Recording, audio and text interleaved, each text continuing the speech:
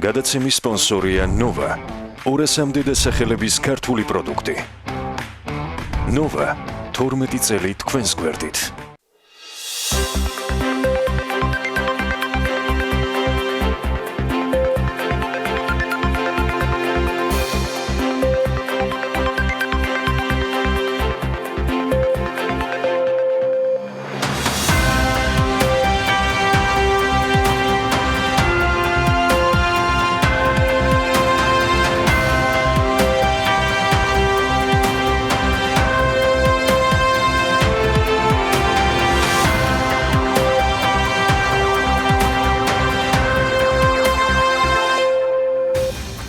ეს საქმიანი დილა, ბიზნეს მედია საქართველოს გუნდი 8 ოქტომბრის დილითაც TV პირველზე ცხადია თქვენთან ერთად დილას ვიწყებთ საქმიანად. მაშასე მსოფლიო ბანკის მსოფლიო მმართველობის ინდიკატორების მორიგი კვლევის მიხედვით საქართველოს კორუფციის კონტროლის მიხედვით მსოფლიო ბანკის წევრ 199 ქვეყანას შორის ევროპის საუკეთესო 20-ულშია.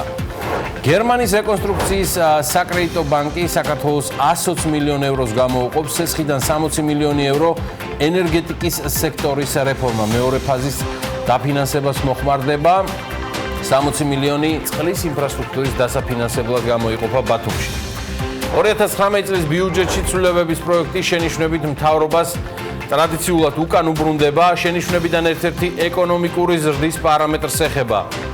ის შენარჩუნებულია 4.5%-ის დონეზე, მაშინ როდესაც მიმდინარე წლის განვლილი პერიოდის განმავლობაში უფრო მაღალი 5%-იანი მაჩვენებელი ფიქსირდება. კიდევ ერთი შენიშვნა ირაკლი კოვზანაძის კომიტეტისგან ინფლაციის საპროგნოზო მაჩვენებელს უკავშირდება.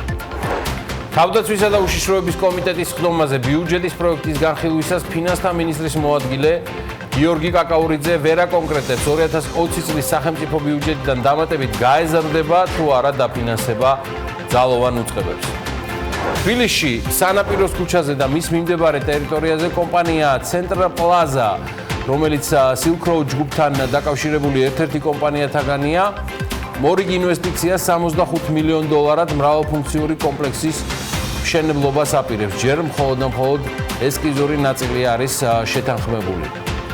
სესხის გამცემ სუბიექტებს ფინანსური ინსტიტუტის სტატუსი მიენიჭებათ. ეროვნული ბანკის პრეზიდენტის ბრძანებით ასეთი სტატუსის მოპოვებას ის სესხის გამცემები შეძლებენ, რომლებიც წარმოადგენენ იურიდიულ პირებს. ახალი სტატუსი სესხის გამცემ კომპანიებს შესაძლებლობას მისცემს კომერციულ ბანკთან ფინანსური გირაოს ხელშეკრულება გააფორმა. საქართველოს ბანკმა Global Finance's Best Sub Custodian Bank Award 2019 ჯილდო მიიღო. საერთაშორისო გამოცემამ საქართველოს ბანკი საქართველოს საუკეთესო კასტოდიან ბანკად კიდევ ერთხელ დაასახელა. ბანკს ჯილდო 2019 წლის სექტემბერში ლონდონში გამართულ დაჯილდოებაზე გადაეცა. ამავე დაჯილდოებაზე Global Finance-მა მსოფლიოს 100 ქვეყანაში ყველაზე უსაფრთხო ბანკები დაასახელა. საქართველოში ეს ჯილდო TBC მიიღო.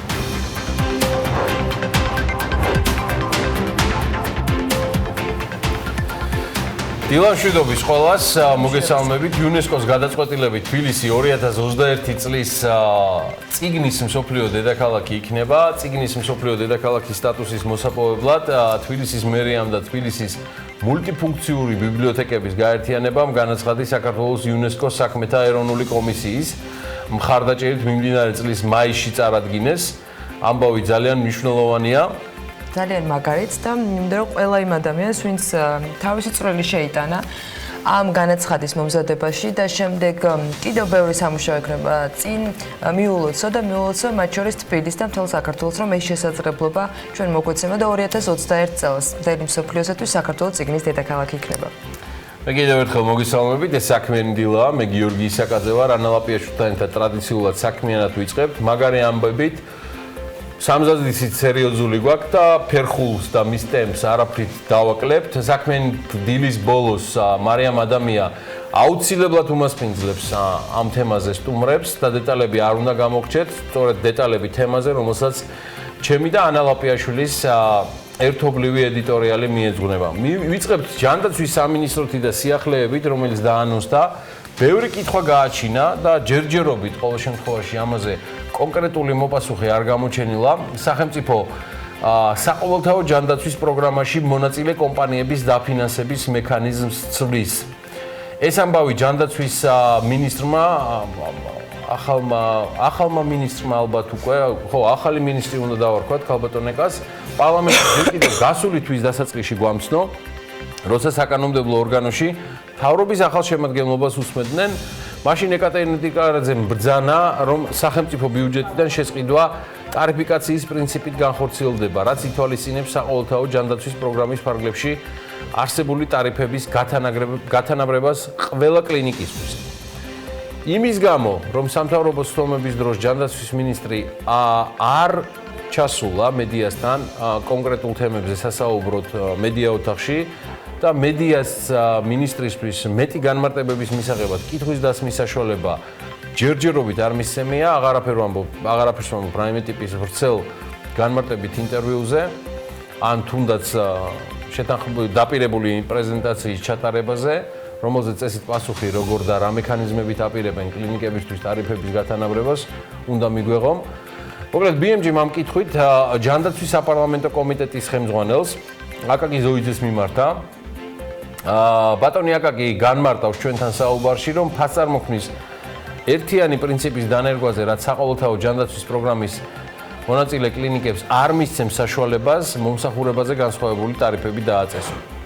აი რას ამბობს აკაკი ზოიძე საუბარში ელენე გოგბერაშვილთან. ეს ის რეფორმა, რომელიც სჭირდება საქართველოს მოქალაქეებს, სამწუხაროა, რომ მთავრობამ ეს აქამდე ვერ შეძლო. ეს ნიშნავს, რომ იქნება სამართლიანი ფასწარმოქმნის პრინციპზე დამყარებული სისტემა, რომელიც ერთიანი იქნება. იქნება ეს სახელმწიფო, იქნება ეს პაციენტი, რომელიც ჯიბიდან იხდის თუ კერძო სადაზღვეო კომპანია. ერთიანი პრინციპი იქნება ფასწარმოქმნის და არა ისე, რომ ახალი კლინიკა თუ ხარ შეგიძლია დაადო 5000 ლარი მომსახურებას და ძველი კლინიკა თუ ხარ 500 ლარზე მეც არავინ გადაგიხდის. ეს ნაწილი აწვება მოქალაქეებს ჯიბეზე. ჩვენ შეიძლება ვამბობდეთ, რომ 70%-ს ვფარავთ საყოველთაო ჯანდაცვის პროგრამით. სინამდვილეში ზოგიერთ კლინიკაში ფასების განსხვავებიდან გამომდინარე, შეიძლება 70% კი არ გამოვიდეს სახელმწიფოსგან დაფარული არამედ 30, 40, 20%, ხოლო დანარჩენის გადახდა მოუწიოს პაციენტს. ამიტომ ეს სქემა უნდა შეიცვალოს და ეს დიდი ხანია გასაკეთებელი იყო.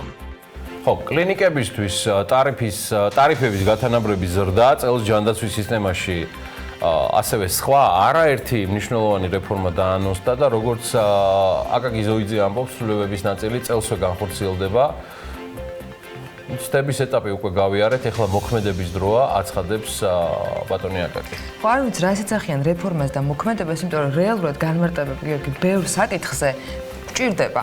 მაგრამ წინადობაში რომელიც აკაკი ზოიძემ თქვა, ასეთი ფორმულირება რო ყოფილიყო, რომ შედეგიანი რეფორმების ან გათვლილი მოქმედების დრო არისო, ალბათ უკეთესი იქნებოდა და ალბათ დრო არის უკვე ამისიც. პრემიერის და ფინანსთა მინისტრის საჯარო დაპირებებს თუ გავიხსენებთ, რომლითაც ორივე რაიმე ფორმით ცვლილებების მიღებამდე ბიზნესთან კონსულტაციებისას პირობას დებდა, რომ წინასწარ გავლიდნენ ყველა თემას, იმედი უნდა დავიტოვოთ, რომ ეს ჯანდაცვის სფეროსაც შეეხება და წინასწარ გვეცოდინება დეტალები. ნუ ყოველ შემთხვევაში ამ სფეროს მოთამაშეებს მაინც. სხვაგვარად ამ იდეის დადებითი მხარეების მოძებნა ძალიან გაჭირდება. მე გამიჭირდა ყოველ შემთხვევაში იმის ამოხსნა, რატომ უნდა იყოს კარგი კერძო მაღალტექნოლოგიური კლინიკების მომსახურება ისეთ დონემდე დავიყვანოთ, რომ ისინი დაეწიონ სხვა თუნდაც ჯერ ისევ სახელმწიფო კლინიკებს. და ის რომ დაბალი ტარიფით მაღალტექნოლოგიური აპარატების შეძენა და ინფრასტრუქტურის განახლება შეუძლებელია, ეს ალბათ სადაოც არ არის. და თქვათ შესაძლებელია სახელმწიფოსაც იმ რაოდენობით დაფინანსება აქვს, რომ საკმარისი იყოს. ნუ შეუძლებელია, მაგრამ თქვათ რომ ასე გავმდიდრდით და ჩვენ უბრალოდ ვერ ვატყობთ ამას. დაფინანსება მაშინ აქამდე რატომ ვერ მოხერხდა, რომ გაცემულიყო ყველა სახელმწიფო კლინიკისათვის და ყველგან გაუმჯობესებულიყო თუნდაც მხოლოდ ტექნიკა. მოკლედ არადა ჯანდაცვის სფეროს ძალიან დიდი პოტენციალი აქვს, ცუდად ჟღერს ალბათ, მაგრამ ფაქტია, რომ ჯანდაცვა არის ბიზნესიც და მისი განვითარებისთვის ჯერ კიდევ არის საკმაოდ დიდი სივრცე, პოტენციალი. ბევრი მიმართულებით არის ეს პოტენციალი ტურისტულადაც, ჩვენთვის ადგილობრივად დეველოპმენტით თუ სხვა ძალიან ბევრი მიმართულებით. ერთის თქმა არას დადასტურებით შემიძლია, ვიდრე უკვე უძრავი ქონების თემაზე გადავალ. გახვალთ ის, რომ ჩვენ ფაქტიურად ბოლო 2 თვის, ცოტა მეტი განმავლობაში, მას შემდეგ რაც ქალბატონი მინისტრი გახდა ეკატერინე ტიკარაძე ჯანმრთელობის მიმართულების ხელმძღვანელი სამთავრობო დონეზე თითქმის ტექტონიკური დონის ცვლილებებს ვისმენთ ამ ინდუსტრიაში. ძალიან მნიშვნელოვანია საუბარი საზოგადოებასთან, ძალიან მნიშვნელოვანია საუბარი ბიზნესთან და ძალიან მნიშვნელოვანია რომ საბოლოო ბენეფიციარება ყველა ღმერთმა ჯანმრთელად ამყოფოს პაციენტების სახით იცოდნენ რასთან და რა ტიპის სისტემურ ცვლილებებთან გვაქვს საქმე. ჯერჯერობით ჩვენ დეტალურ ინფორმაციას ამასთან დაკავშირებით არ ვფლობთ და დღეს გვექნება მხოლოდ პირველი მცდელობა მისი მოპოვებისა, გულისხმობ ინფორმაციებს, რომ უფრო მეტად მივაწოდოთ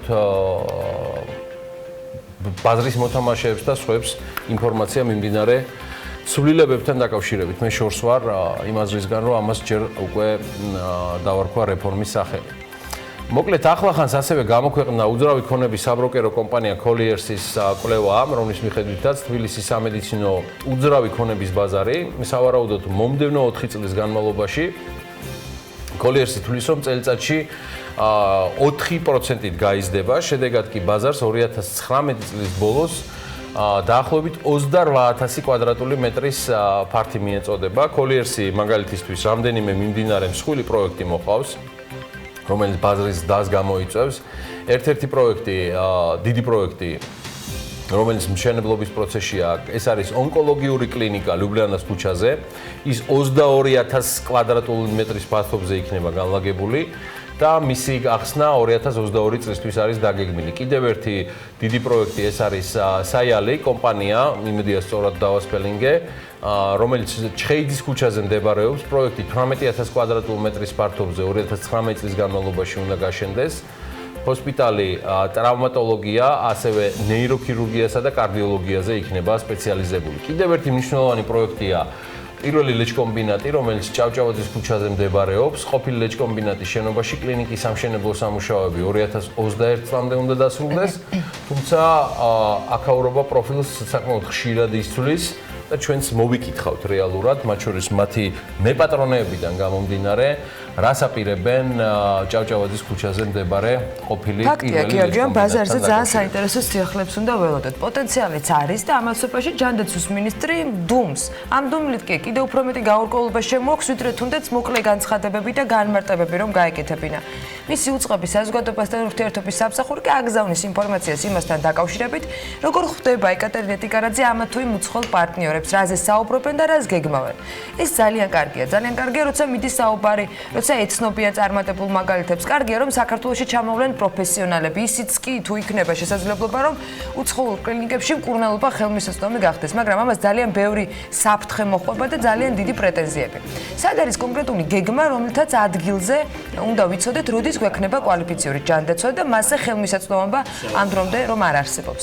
ამ გეგმაზე ვერაფერს ვერც მომავალი წლისათვის გაწერილი ბიუჯეტი გვეუბნება და ხელჩასაჭირი ინფორმაცია არც ამ რიცხვებიდან არის, რადგან ის ჩვეულად და ტრადიციულად ინფორმით არის მოწოდებული, როგორც ამ წინა წლების განმავლობაში იყო ხოლმე. მოდი გადავხედოთ და კიდევ ერთხელ შევახსენოთ ჩვენ საქმიან მაყურებელს 2020 წლის სახელმწიფო ბიუჯეტის პროექტის მიხედვით, სწორედ ოკუპირებული ტერიტორიებიდან დევნილთა შრომის, ჯანმრთელობისა და სოციალური დაცვის სამინისტროს ბიუჯეტი 3 მილიარდ 968 მილიონიდან 4 მილიარდ 357 მილიონ ლარამდე იზრდება. პირველადი პროექტის მიხედვით მოსახლეობის სოციალური დაცვისთვის გამოყოფილი ხარჯები 2 მილიარდ 748 მილიონიდან 3 მილიარდ 126 მილიონ ლარამდე გაიზრდება. აქედან საპენსიო უზრუნველყოფისთვის 2 მილიარდ 230 მილიონი ლარია გათვალისწინებული. სულ რამდენიმე დღის წინ აი ამ ეთერში ჯანდაცვის მინისტრის მოადგილემ ბატონმა გიორგი წოწკოლაურმა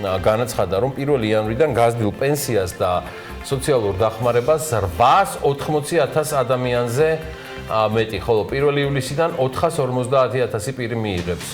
ბატონი წოწკოლაური ბრძანებს, რომ ორ ეტაპად ზრდა ბიუჯეტში არსებული რესურსების გათვალისწინებით მოხდა. 2020 წლის ბიუჯეტის პროექტის მიხედვით 770 მილიონიდან 793 მილიონამდე იზრდება მოსახლეობის მიზნობრივი ჯგუფების სოციალური დახმარება, სოციალური რეაბილიტაციისა და ბავშვების ზრუნვისთვის გამოყოფილი თანხა კი 37 მილიონ 400,000 მიაღწევს.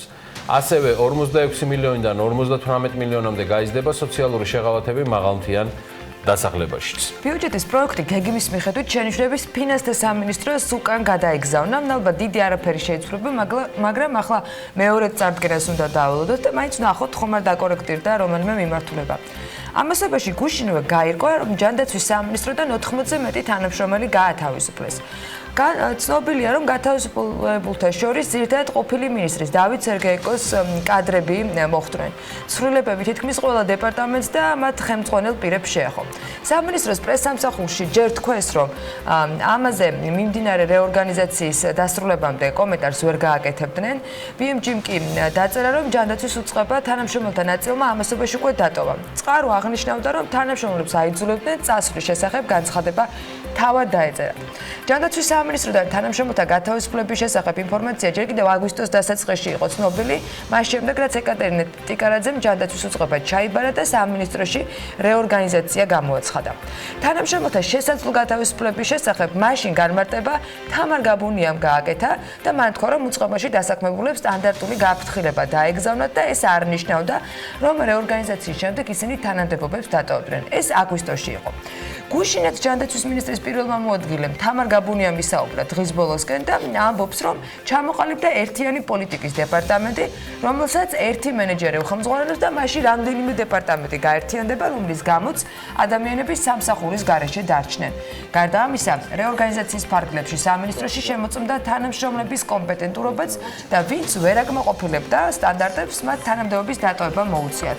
თუმცა, იმასაც ამბობენ სამინისტროში, რომ ისინი რეალურად ადამიანებს არ თავისუფლებენ, ანუ ალტერნატიულ სამსახურს თავაზობდნენ და ვინც დათანხმდა ამ შემოთავაზებას, მხოლოდ ისინი გააგრძელებენ შესაბამისად ახალ ადგილას მუშაობას, ვინც უარი თქვა, ისინი სამსახურის გარეშე რჩებიან.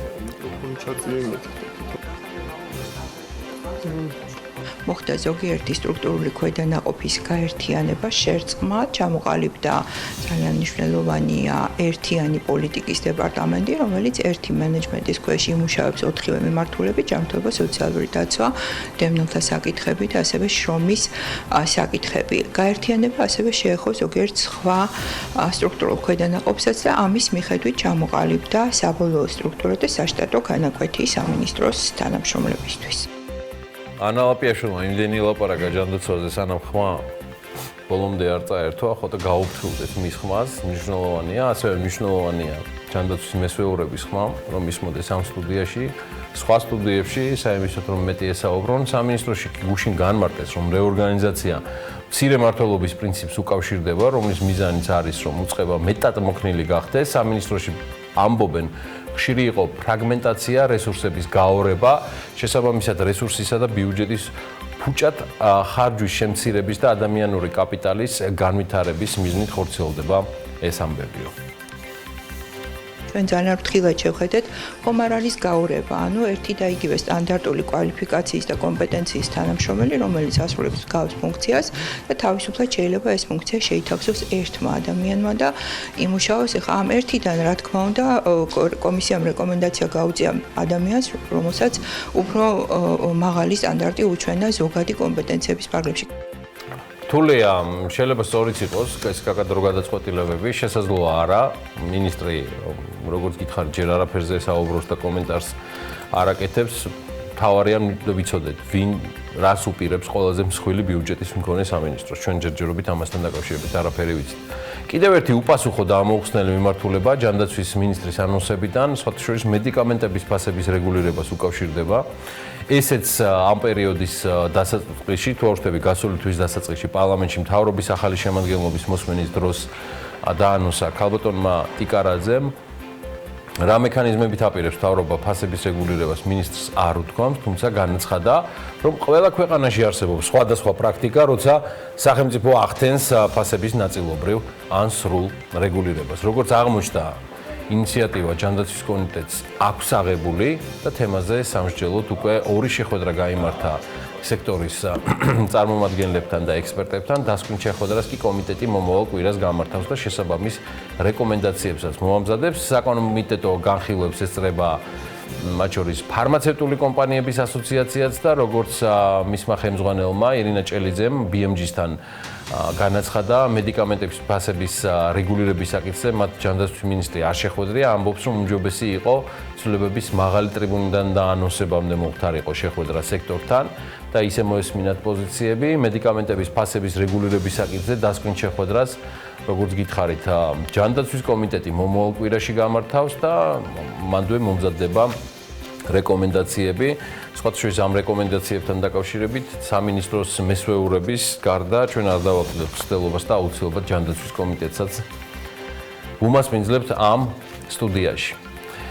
აჭარა ბეტკომის მფლობელმა კომპანია ფედი ფაუერ ბეტფეირმა მე მგონი მან უკვე სახელით შეიცვალა გაფართოება გადაწყვიტა და ის მართლა უკვე მსოფლიოში უმსხვილესი ოპერატორი გახდა სტარ გრუპის შეძენის შემდეგ ეს კონკრეტული გარიგება დადო ირლანდიურმა კომპანიამ და მოდი ახლა გადავხედოთ როგორი არის ციფრებში, რიცხვებში სათამაშო ბიზნესი საქართველოში. ამ თემაზე რამდენიმე დღის წინ დავიწყებთ მუშაობა ლევან თაღიაშვილთან ერთად. სწორედ მან მოამზადა ძალიან საინტერესო მიმოხილვა. ლევან დილამშვიდობის, მინდა გითხრა რომ ტურიზმის გუშინდელ ძალიან საინტერესო პრეზენტაციაზე და ანალიტიკაზე, რომელიც TBC კაპიტალმა წარმოადგინა, ეს ერთ-ერთი მთავარი თემა და კითხვა იყო, რომელიც მომდინარეობდა ინვესტორებისგან. ამიტომ ჯერ მოგისმენთ შენ და შემდგომ რამდენიმე კითხვა, რომელიც ვიცი რომ წინასწარ ამოწურავ ამ კითხვებს და დარწმუნებული ვარ, ეხას გვიცქერენ ჩვენი საქმიანი მაყურებლები. აუცილებლად მივესალმებით ჩვენ საქმიან მაყურებელს. ყველას გვახსოვს აჭარა ბეტკომისა და ფედი ფაუერ ბეტფეირის გარიგება, რომელზეც საკმაოდ დიდხანს ვსაუბრობდით ჩვენს ეთერებში. ისიც არ დაგვაუწყდეს, როდესაც 2019 წლის პირველი კვარტლის პირდაპირ უცხოური ინვესტიციების მაჩვენებელი გამოქვეყნდა, აღმოჩნდა რომ რომარა ეს გარიგება FDI 47%-ით შემცირდებოდა. თან ეს მხოლოდ კომპანიის 51%-ს ეხებოდა და დანარჩენი წილის ეტაპობრივ შესყიდვა დაახლოებით 3 წელზეა გაწერილი. აღმოჩნდა რომ ირლანდიური კომპანია ამაზე გაჩერებას არ აპირებს და მისი მფლობელი Flutter Entertainment-ი Stars Group-ს ყიდულობს. გარიგების შემდეგ კომპანიის საბაზრო კაპიტალიზაცია დუბლინში 6.7 მილიარდ დოლარამდე გაიზარდა. მისი ერთ-ერთი პლატფორმა Poker Star-ი ძალიან ცნობილია მთელს მსოფლიოში, მათ შორის საქართველოშიც და ასოცირება მასთან უფრო მარტივად მოხდება ჩვენი მაყურებლებისთვის. ამ გარიგებით გამოდის, რომ აჭარა ბეტკომის მფლობელი ირლანდიური კომპანია მსოფლიოში უმსხვილესი ოპერატორი ხდება და საკუთარ პოზიციებს კიდევ უფრო მეტად გაიმყარებს ბაზარზე.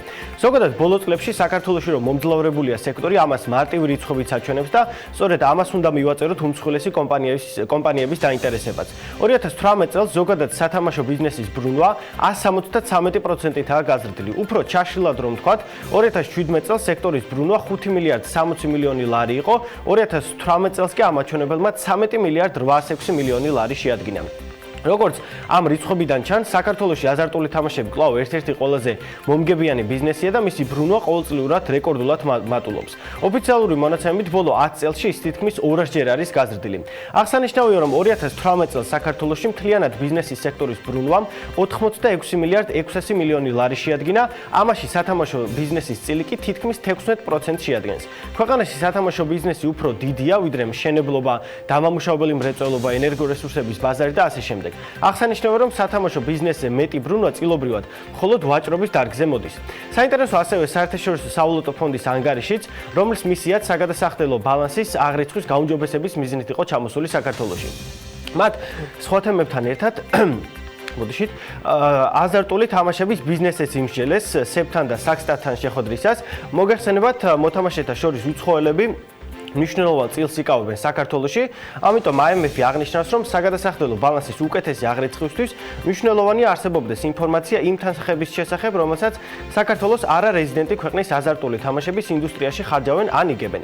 მისია შეხვედრა ჰქონდა საქართველოს სათამაშო ასოციაციის პრეზიდენტთან, სადაც გაფორმდა შეთანხმება, რომ საქსტატი მოამზადებს სპეციალურ კითხვებს, რომლებიც არარეზიდენტი პირების მიერ დადებულ ფსონებსა და მათ მიერ მოგებულ თანხებს ეხება. ამასთანავე დაიდო შეთანხმება, რომ ქვეყნის უმსხვილესი კაზინოები ამგვარი ინფორმაციის გაცემას დაიწყებენ. ნათქვამია დოკუმენტში, ასე რომ გარკვეული პერიოდის შემდეგ უკვე გვეცოდინება რა წილი მოდის უცხოელ მოთამაშეებზე და რა წილი ქართველებზე.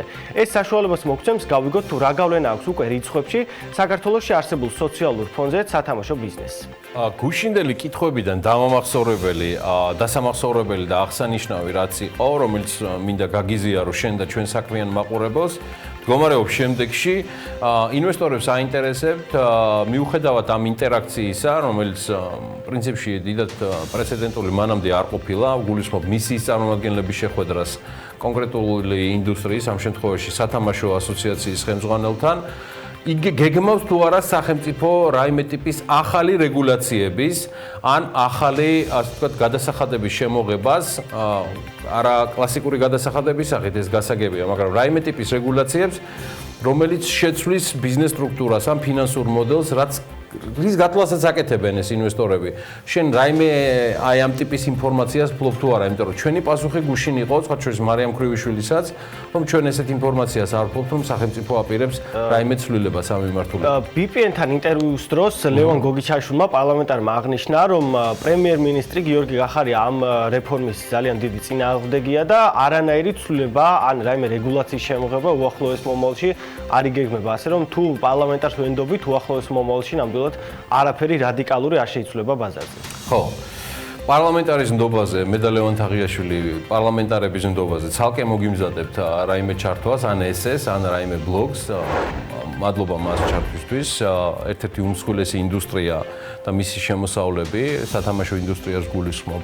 სულ მალე იქნება უკვე ატვირთული BMG-ის სოციმედიაში და ჩვენს ვებზე. მანამდე კი სახელმწიფო ელექტროსისტემის ადამიანური რესურსებისა და კომუნიკაციების დეპარტამენტის ხელმძღვანელის ინფორმაციით, რეაბილიტაციის მმართველის ხელფასი 25%-ით არის შემცირებული და სახელმწიფო აუდიტის სამსახურის ანგარიშის მიხედვით 2008 წლის შემდეგ ელექტროსისტემის ხელმძღვანელის ხელფასი ყოველ წელს 10%-ით იზრდებოდა 2017 წლის 31 დეკემბრის მდგომარეობით 24,316 ლარამდე არის გაზრდილი.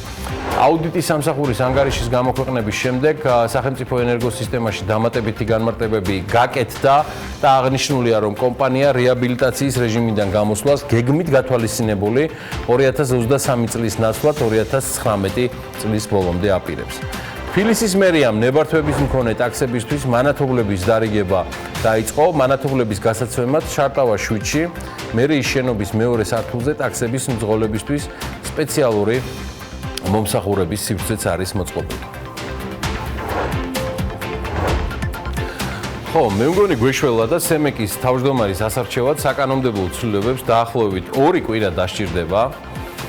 ეს პარლამენტარების ნდობაზე პასუხი ჩემგან და თაღიაშვილისგან. მას შემდეგ, რაც არსებული საკანონმდებლო ხარვეზი აღმოიფხრება, რის გამოც პარლამენტმა პრეზიდენტის წარდგინებით მარეგულირებელი კომისიის თავმჯდომარე ვერ აარჩია, სემეკის ხელმძღვანელი თავად კომისიის წევრებისგან შეირჩევა ხმათა უმრავლესობით. სემეკის წევრები აცხადებენ, რომ თავმჯდომარის პოსტზე ისევ დავით დარმანიას კანდიდატურას დაუჭერენ მხარს, ამ მხრივ რაიმე არასასიამოვნო სიურპრიზს თავად ნარმანიაც გამორიცხავს. მარეგულირებლის თავმჯდომარე ვერ აირჩიეს. გერმანიის რეკონსტრუქციის საკრედიტო ბანკი საქართველოს 120 მილიონ ევროს სესხს და 2 მილიონ ევრომდე გრანტს გამოუყოფს. გერმანიის ფედერაციული რესპუბლიკის პრეზიდენტის ვიზიტის ფარგლებში საქართველოს ფინანსთა მინისტრმა და გერმანიის რეკონსტრუქციის საკრედიტო ბანკის KfW-ზეა საუბარი. ევროპისა და აზიის განყოფილების დირექტორმა მოაწერეს ხელი სასესხო და საგრანტო ხელშეკრულებებს. სასესხო ხელშეკრულება ენერგეტიკის სექტორის რეფორმა მეორე ფაზა 60 მილიონი ევროა. სასესხო ხელშეკრულება წყლის ინფრასტრუქტურა ბათუმში ასევე 60 მილიონი евро. საგრანტო ხელშეკრულება ენერგოეფექტურობის ღონისძიებების და შენობების ევროკავშირის ენერგოეფექტურობის სტანდარტების მიახლოება მეორე ფაზა 1,800,000 евро. გუშინვე ფინანსთა მინისტრმა ხელი მოაწერა საფრანგეთის განვითარების სააგენტოს AFD-ის აღმოსავლეთ ევროპის, კავკასიისა და ცენტრალური აზიის ახალ რეგიონულ დირექტორთან ერთად, რომლითაც ენერგეტიკის სექტორის რეფორმა მეორე ფაზა 60 მილიონის ევროს სესხს მივიღეთ. ევროკავშირის ელჩმა საქართველოში კი ამაზე ეხლა ცოტა ხანი მოიცადეთ, წავიდა ევროკავშირის ელჩმა საქართველოში კარლ ჰარცელმა საქართველოს, გერმანიისა და საფრანგეთის მთავრობებს შორის ფინანსური ხელშეკრულებების გაფორმების ხელმოწერის ცერემონიალზე სიტყვით გამოსვლისას იმედი გამოთქვა, რომ პარლამენტი სწრაფად მიიღებს კანონმდებლობას შენობების ენერგოეფექტურობის შესახებ, ხოლო მთავრობა ყველა რესურსს გამოიყენებს იმ კანონმდებლობის განსახორციელებლად კარლ ჰერცელის განცხადებით ბოლო 3 წლის განმავლობაში ევროკავშირის მიერ საქართველოსთვის გაწეული დახმარების ერთ-ერთი მთავარი პრიორიტეტი საქართველოს ენერგოეფექტურობაა და ინიციატივის განხორციელება, რომელიც 2017 წლიდან არსებობს და შენობების ენერგოეფექტურობის გაზრდას უკავშირდება. შეუძლებელი იქნება შესაბამისი საკანონმდებლო ბაზის გარეშე. ბატონო ელჩე ოცნებას კაცი არ მოუკლავს, დავალოდოთ რას იზავს საქართველოს პარლამენტი. გერმანულ დელეგაციას უმასპინძლა ასევე ეკონომიკისა და მდგრადი განვითარების მინისტრმა შეხვედრაზე მხარეებმა ორმხრივი სავაჭრო ეკონომიკური ურთიერთობები, სამომავლო თანამშრომლობის პრიორიტეტული მიმართულებები განიხილეს.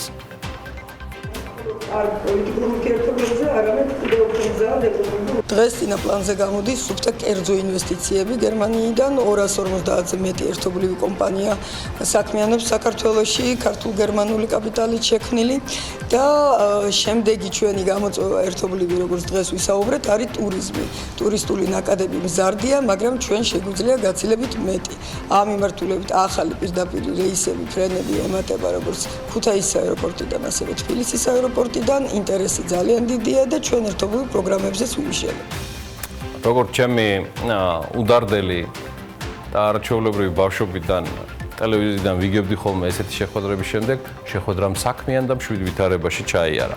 კარგი, გადავიდეთ შემდეგ თემაზე. გალფის ბენზინგასამართ სადგურებზე ხშირად ხვდებით გალფსტორებს, სადაც მომხმარებლებს ერთ სივრცეში შეუძლიათ ყველანაირი პროდუქტის შეძენა. მომხმარებლებისთვის კიდევ უფრო კომფორტული გარემო შექმნისთვის გალფის გუნდმა მიზნად მაღაზიების განახლება გადაწყვიტა და ამჯერად პრის მარჯვენა სანაპიროზე არსებულ უკვე განახლებულ მაღაზიაზე უნდა შემოგთავაზოთ შესაბამისი სიუჟეტი. საქართველოს მასშტაბით 60-ზე მეტი გალფსტორია, აქედან ნაწილი უკვე განახლებული და გარე დიზაინით და ინტერიერით. მოდი ვნახოთ ნინო მოგურაშვილის სიუჟეტი, რომელიც ამის ნინჩო ჯიბლაძესთან ერთად მოამზადა მგონი. მტკვრის მარჯვენა სანაპიროზე იქ, სადაც მუდმივად ხალხმრავლობა არის და ყველასათვის კარგად ნაცნობი გალფის მაღაზია გვეგულებოდა განახლდა, რაც იმას ნიშნავს, რომ დღეიდან უკვე ერთ სივრცეში არის შესაძლებელი ყველანაირი კომფორტის შექმნა, მათ შორის პროდუქტების შეძენა, ყავის მირთმევა, განსაკუთრებული ჰოთ-დოგების დაგემოვნება და მოსვენება ვერანდაზე. კომფორტული რამდენიმე წუთიანი შესვენებისათვის გალფის გუნდმა იშრომა და განახლებული დიზაინის მქონე და ამასთან კომფორტული სივრცე საქმიანი ადამიანებისათვის უკვე გახსნილია. მოგეხსენებათ, გალფი არის 100 წელზე მეტი პერიოდია, რაც არსებობს და გამოვიყენოთ ისტორიული ნაწილი, ეს ვინტაჟი, ფოტოებიდან დაწყებული ყველაფერი არის გალფის ძველი, ესე ვთქვათ, სახეებით გადაღებული ფოტოები. გვაქვს კომფორტული სველი წერტილები და განსაკუთრებით მაგისტრალებზე 2020 წელს ჩვენ გეგმავთ განახლებებს. განახლებულ გალფსტორიში ყველანაირი პირობა არის შექმნილი გალფის ყველა კლიენტისათვის და არა მარტო მათთვის. აქ შესაძლებელია მყუდრო გარემოში დააგემოვნოთ ყავა, მიირთვათ გალფის მიერ შემოთავაზებული ჰოთ-დოგი, ისარგებლოთ უფასო ინტერნეტით და თქვენზე მორგებული კონცეფციით სწრაფად და ხარისხიანად მიიღოთ მაქსიმალური სიამოვნება. დღეს გვაქვს ალბათ ჩვენი ერთ-ერთი ყველაზე უფრო საამაყო ობიექტის გახსნა, დავაბრუნეთ სანაპიროს მაღაზია, რომელიც რაღაც პერიოდი დახურული იყო რენოვაციის გამო, ის არის სრულად განახლებული, ვთავაზობთ უამრავ სიახლეს ჩვენს მომხმარებელს, რადგანაც ეს არ არის მხოლოდ გალფსტორი, ეს არის ადგილი, სადაც ძალიან უყვართ ჩვენს მომხმარებლებს მოსვლა, გაჩერება, ცოტა დროის გატარება იმ მცირე მონაკვეთის, რომელიც მათ დასვენებაში ეხმარება. გალფსტორების რედიზაინის პროცესი გალფის გუნდმა 2018 წლიდან დაიწყო. საქართველოს მასშტაბით 60-ზე მეტი გალფსტორი არსებობს, რომლის ნაწილიც უკვე განახლებულია, ნაწილის კი 2020 წელსაც იგეგმება. გარემოს ეროვნული სააგენტოს ცნობით კი ამინდი საქართველოში ტრადიციულად იქნება განპირობებული კასპიის ზღვის ჩრდილო-აღმოსავლეთიდან მოქმედი შედარებით ცივი, ეს უკვე აისახა BMG-ს თანამშრომლობის ნაწილზე და სამხრეთიდან მოქმედი ცხელი ჰაერის მასების ურთიერთმოქმედებით. აი, ზუსტად ეს არის თავიდან ბოლომდე ასახული მათზე. შედეგად, საქართველოში მოსალოდნელია დროგამოშვებით მოღრუბლების მომატება, აქ უკვე პერსპექტივაზე არ არის, რომ ღრუბლიანობა მოიმატებს, მაგრამ აი დასავლეთ საქართველოში ეს ღრუბლიანობა მაინც უმეტესწილად უნალექოთ არის. აღმოსავლეთ საქართველოს ზოგიერთ რაიონში კი დილის საათებში ელოდეთ უკვე მცირე წვიმას და ნისლს.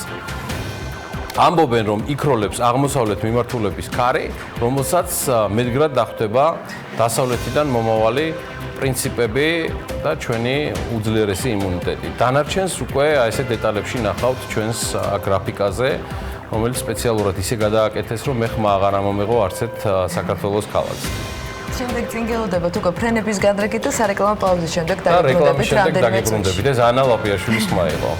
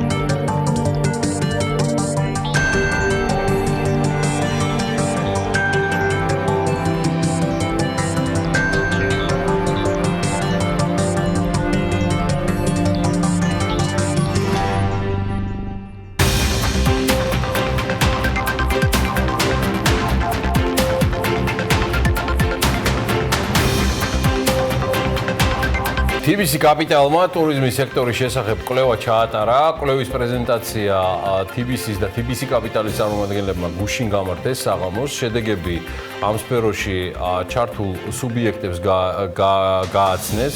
რა ძირითადი მიგნებები გამოიკვეთა კვლევაში, თემაზე უფრო მეტ დეტალს ცხადია სტუმრებთან ერთად გავშლით და ჩავშლით, თუმცა მანამდე მსურს რომ ერთ-ერთი ვინც BMG-დან ესწრებოდა ამ კვლევას, ანუკა ჯოხაძე, ჩაგვერთოს პირდაპირ ეთერში.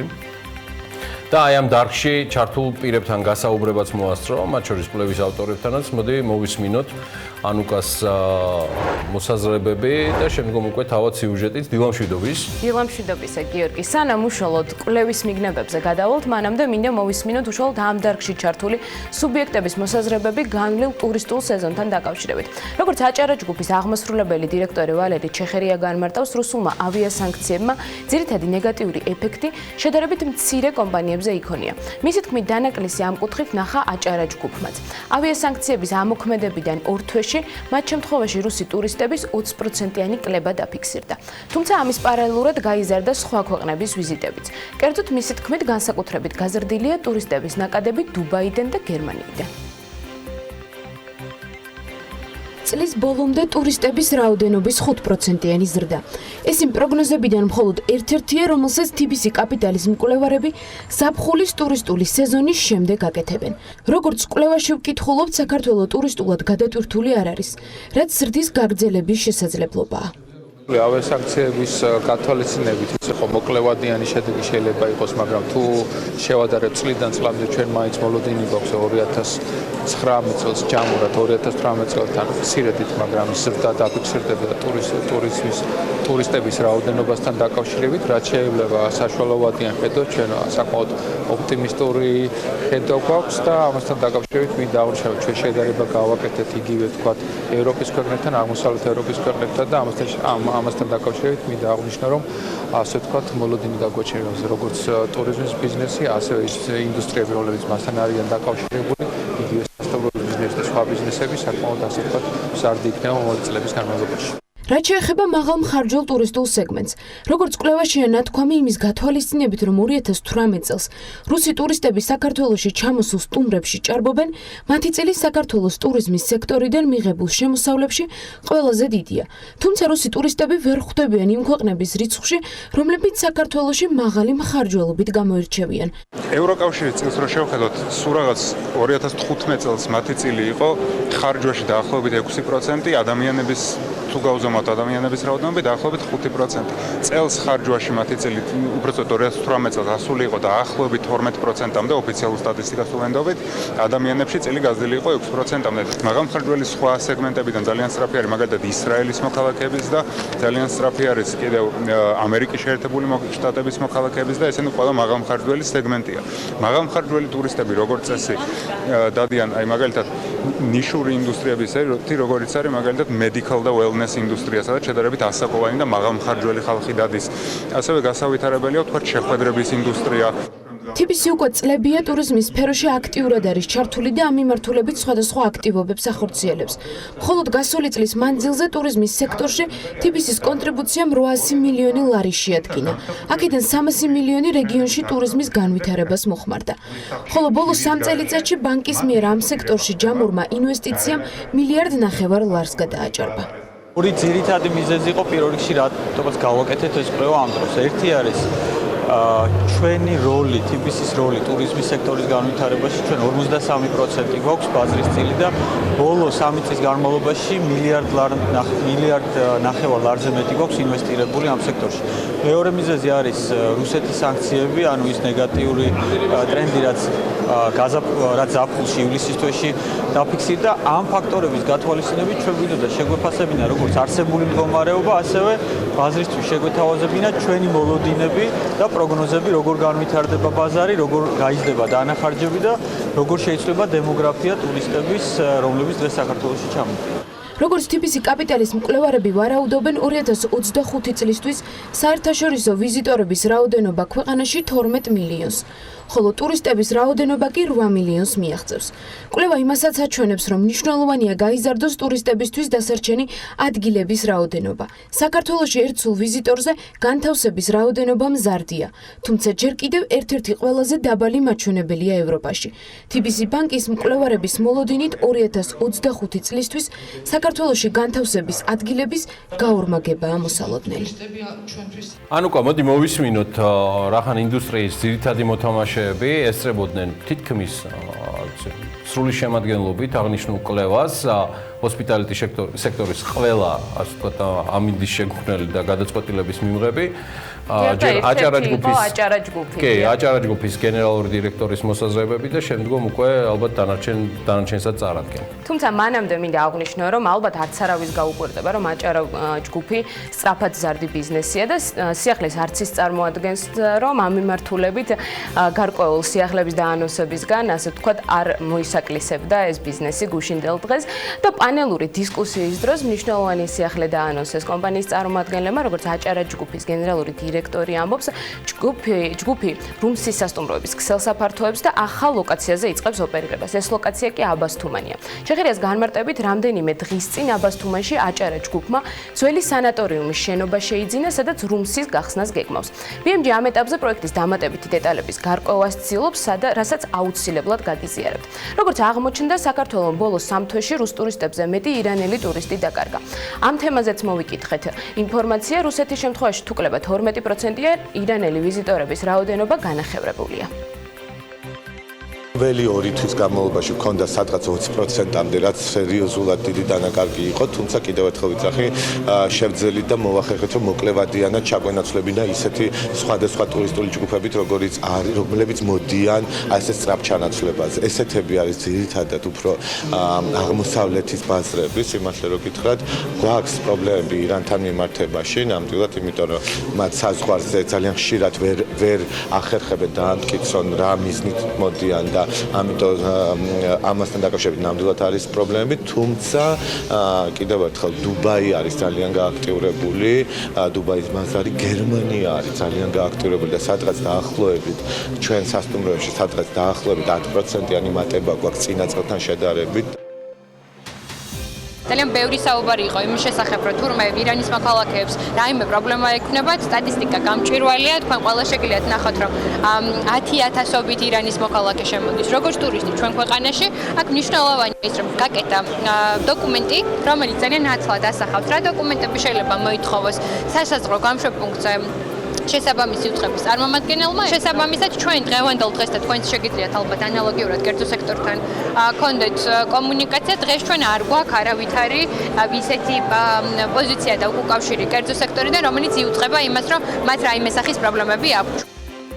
როგორც TBC ბანკის კაპიტალის მკვლევარები ვარაუდობენ 2025 წლისთვის საერთაშორისო ვიზიტორების რაოდენობა ქვეყანაში 12 მილიონს, ხოლო ტურისტების რაოდენობა კი 8 მილიონს მიაღწევს. კვლევა იმასაც აჩვენებს, რომ მნიშვნელოვანია გაიზარდოს ტურისტების დასარჩენი ადგილების რაოდენობა.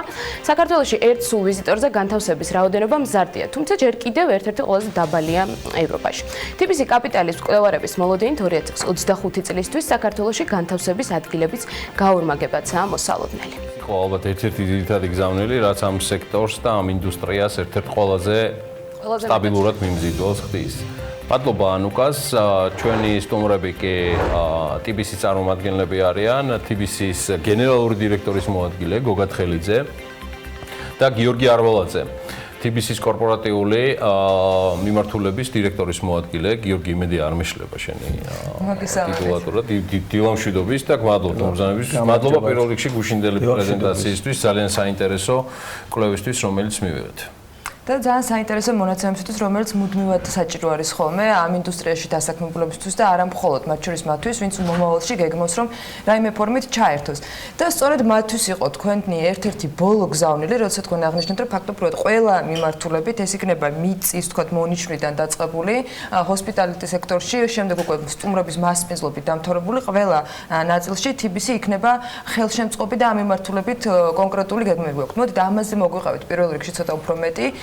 რა ფორმით აპირებთ, რომ ამ ინდუსტრიას მხარდაჭერა გამოუცხადოთ და თქვენი გზავნილები როგორი არის, რას ელოდებით და რა გინდათ რომ მიიღოთ პრინციპში პოტენციური პარტნიორები. ისე ამის პრეცედენტული кейსები TBC-ში უკვე შედგა, გოდანშის გოგა იყო. დიდი მადლობა მოწვევისთვის და ინტერესისთვის პირველ რიგში. გუში ჩვენი პრეზენტაცია პრინციპში დავიწყეთ ჩვენი როლით და ტურიზმის როლით ქართულ ეკონომიკაში და ალბათ ეს არის ერთ-ერთი მთავარი მიზეზი, რატომ გამოვიდა საინტერესო კვლევა. ჩვენ TBC ჯგუფს 53% გვიკავია საბანკო დაკრედიტებაში ტურიზმის სფეროში. და ვიცით, რომ თითო საბანკო სფერო ძალიან მნიშვნელოვანია ტურიზმის განსავითარებლად. შესაბამისად, ბოლო 3 წლის განმავლობაში ჩვენ ძალიან მდიდარი გამოცდილება დაგვიგროვდა როგორც ტურიზმის დინამიკის ახმით, ასევე სხვადასხვა პროექტის კარგი ანალიზი. ეს იქნებოდა მსხვილი თუ საშუალო ზომის პროექტები. შესაბამისად, ჩვენ უკვე დაახლოებით წელიწად ნახევარია კლიენტებს თავაზობთ სრულყოფილ მომსახურებას, სადაც არა მარტო დაფინანსება გადის, არამედ ძალიან მნიშვნელოვანია ჩვენი როგორც მრჩევლის როლი. რაც იწყება კონცეფციის დამუშავებიდან, შემდგომ დაგეგმარებაზე და ბიზნეს გეგმის ანალიზზე, შემდგომ ამ სასტუმროების მშენებლობაზე და ამ მშენებლობის მონიტორინგზე, რომ ეს დადგენილ ხარჯში და ვადაში დასრულდეს და შემდგომ მართვაში და ოპერირებაში მხარდაჭერაში. როგორ ვეხმარებით ჩვენ? მოკლედ ამ უამრავი უკვე 100-ზე მეტი პროექტის დაფინანსების შემდგომ ჩვენ ვიცნობთ, ვინ არიან კარგი არქიტექტორები, კარგი მშენებლები, ასე ვთქვათ, კარგი ოპერატორები, რა სისტემები გამოიყენება ამ სექტორში და ამას აბსოლუტურად უსასყიდლოდ უზიარებ ჩვენ ინვესტორებს და იქ გიორგი ესწრებოდა გუში და ჩვენ მოვყვებით, რომ გვაქვს უკვე ორი მაგალითი, როდესაც იყო ინვესტორი, რომელსაც უბრალოდ ინტერესი გააჩნდა ამ სფეროში და ჰქონდა აქტივი. და რა თქმა უნდა, გარკვეული თანხა. ანუ ჩვენ მთლიანად შევკარით კონცეფციიდან დაწყებული, განვითარებით დამთავრებული და ძალიან მალე გაქვთ გუშინდელ პრეზენტაციიდან გამომდინარე იმის გაანგარიშებაც კი, თქვათ, მაღალი კლასის სასტუმროდან რა მოგება შეიძლება ნახოს, დაბალი კლასის სასტუმროდან რამდენად დატვირთული შეიძლება იყოს, ეს იქნება თბილისი თუ რეგიონი. აი ამ მთელი მონაცემების დამუშავების შემდეგ ინვესტორებისთვის ფაქტობრივად ერთიანად იყრის თავს ყველაფერი ერთ სტრუქტურაში და მისთვის ხელმისაწვდომი ხდება, ანუ არჩევანს შემდეგ აკეთებს უკვე სწორედ აქედან გამომდინარეც, აი რა ვადაში უნდა კონკრეტული ვთქვათ თანხის მიღება, რა ვადაში უნდა მოგებაზე გასვლა და ასე შემდეგ. და მაინც ანუ ვიცი რომ ეხლა ესე მარტივი არ არის ერთი წიანდებით და სატელევიზიო ეთერში რაიმე ფორმით სარეკომენდაციო ვთქვათ ინფორმაციის გაცემა, მაგრამ დღეს იმ ბაზარზე რაც საქართველოში არის ტურიზმისთვის შექმნილი, რა არის უფრო საინტერესო, მიმზიდველი და მომგებიანი მოკლე ვადიან თქვათ გეგმებში. კი ბატონო, გეტყვით, ჩვენი მთავარი მიზანიც ამ კვლევის გაზიარებისას არის ინვესტორების და ბაზრის მონაწილეების მიერ ამ ინფორმაციის საფუძველზე სწორი გადაწყვეტილების მიღება. აქ ეს შეიძლება იყოს ინვესტორი, ეს შეიძლება იყოს უბრალოდ ბაზრის დამკვირვებელი და შეიძლება ახალი პირი, რომელიც აპირებს შემოვიდეს როგორც მომსახურე ან მრჩეველი ან ოპერატორი ამ სფეროში. ჩვენ დღევანდელი დაკვირვებით ახლა სასტუმროებზე თუ ვისაუბროთ, ხედავთ, რომ 3-დან 4 ვარსკვლავიან სასტუმროებში არის საკმაოდ კარგი პერსპექტივა, ანუ ჩვენ თქვით, რომ არის დასამატებელი მნიშვნელოვანი რაოდენობა ოთახების, ეს არის ნიშა, რომელიც შესავსებია და ვფიქრობთ, რომ ყველაზე მეტი ამონაგები თუ სწორად იქნება დაგეგმილი კონცეფცია და შემდგომ უკვე აშენებული ეს სასტუმრო და ოპერირებული, არის 3-დან 4 ვარსკვლავიან სასტუმროებამდე. ასევე ხა უნდა შევხედოთ რეალობასაც სად არის უფრო მეტი ნეგატივი, ვატყობთ, რომ 4-5 ვარსკვლავიან მაღალი კლასის სასტუმროები რეგიონებში ალბათ უფრო ნაკლებად რენტაბელური იქნება. თბილისში სელექტიურად კიდე ჯერ შეიძლება რომ რამოდენიმე დაემატოს. აი ეს არის ძირითადი მიგნება სასტუმროებთან მიმართებაში. გიორგი, ერთ-ერთი გამოწვევა ისევ ამ გუშინდელი პრეზენტაციიდან გამომდინარე არის სტუმრების რაც შეიძლება დიდი ხნით საქართველოში გაჩერება, იმიტომ რომ შემოსავალი გაიზარდოს რეალურად. რა მონაცემები გვაქვს დღეს? მithumetes დადარება იყო ისეთ ევროპულ ქვეყნებთან, რომლებიც აი მაგალითად მალტას მსგავსად, რომელიც საქართველოს პარალელურად ავითარებს ფაქტობრივად ერთი და იგივე პერიოდში აქვს დაწყებული ტურისტებზე აქცენტი, ხო?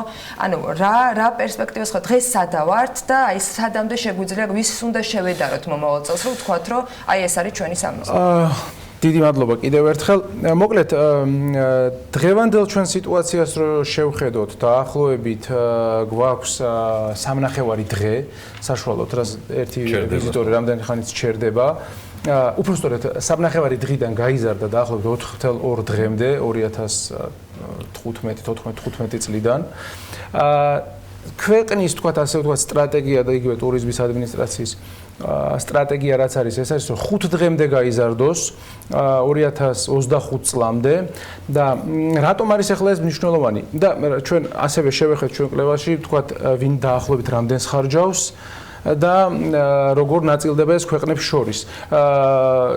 ჩვენი, ესე იგი, თითო ერთი ვიზიტორის ხარჯვითი ნაწილი იზრდება, ვთქვათ $417-დან დაახლოებით 447-ზე ავიდა უკვე 2 წელიწადში ფაქტიურად და უმიზნებს სულ მეტ და მეტ ზრდას, მაგრამ აქ ძალიან მნიშვნელოვანი აღინიშნოს, რომ ის ქვეყნები, რომლებსაც ჩვენ ახლა განვიხილავთ ალტერნატივა, თქვათ გერმანია იქნება, დასავლეთ ევროპის ქვეყნები იქნება, ეს ქვეყნები აუცილებლად ერთ დღეში მეტ თანხას არ ხარჯავენ, ჩამოდიან მეტი ხნით ჩვენთან ვიზიტზე. შესაბამისად, თუ ამ დღეისათვის ტოპ 5 ქვეყანა მხოლოდ ჩვენი მეზობლები არიან და ჩამოდიან ბევრად პატარა ხნით, ძალიან მნიშვნელოვანია რომ ამ ქვეყნების არეალი გავზარდოთ, რათა გაიზარდოს საშუალო დარჩენის პერიოდი.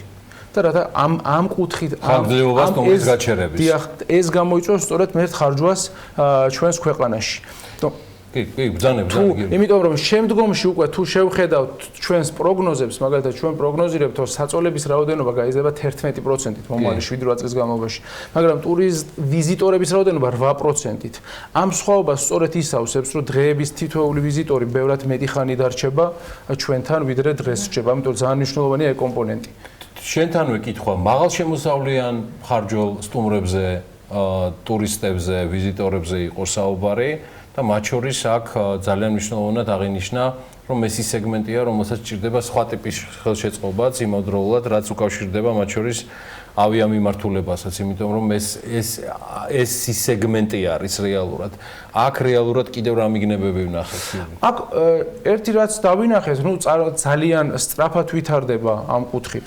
ქვეყანა და თუ თქვათ 10 წლის წინ ყავდა დაახლოებით 30 სხვადასხვა ავიაკომპანია, დღეს უკვე 74 არის და რეისების რაოდენობა ძალიან მნიშვნელოვნად არის გაზრდილი, შარშან 22000 რეისი იყო დაახლოებით. რაც დღეში 70 რეისი საკმაოდ დიდი არის. მნიშვნელოვანი. ჩვენი ქვეყნისთვის, რა თქმა უნდა, ეს კიდევ უფრო მეტად ზრდის იმ პოტენციალს და ზუსტად იმას, რომ ზოგადად წილი იზრდება თვითმფრინავით შემოსული ვიზიტორების, რაც იმას ნიშნავს, რომ უფრო შორი მანძილიდან მოდიან ჩვენთან. ზუსტად ეს ძალიან მნიშვნელოვანია, იმიტომ რომ ეს ზრდის ხანგრძლივობას, ერთ-ერთი საუკეთესო, ასე ვთქვათ, საშუალება ამის გაზრდის. თქვენ წახან გერმანია ახსენეთ, ამ კვლევისგან გამომდინარე რაღაც ინფორმაცია მიიღეთ, რომ თქვათ ეს საჭიროება დგას, ამის თქვათ მოლოდინი არსებობს და ასე შემდეგ. გუშინ ნაწილობრივ მარიამ ქრუშმა გასცა პასუხები, იმათ შორის გერმანიასთან დაკავშირებით იყო, რომ გერმანიაში გეგმება რამდენიმე მილიონის დახარჯვა მარკეტინგულ კამპანიაში. რამდენად გაქვთ სწორედ ასეთი გეგმებიდან გამომდინარე, ხო 2 მილიონის, ასეთი გეგმებიდან გამომდინარე მოლოდინი, რომ ის თქვათ სამიზნეები, რომელიც თქვენ აღნიშნეთ წერტილოვან თქვათ გამოწვევებად ან წერტილოვან მიზნებად, იქნება მიღწევადი.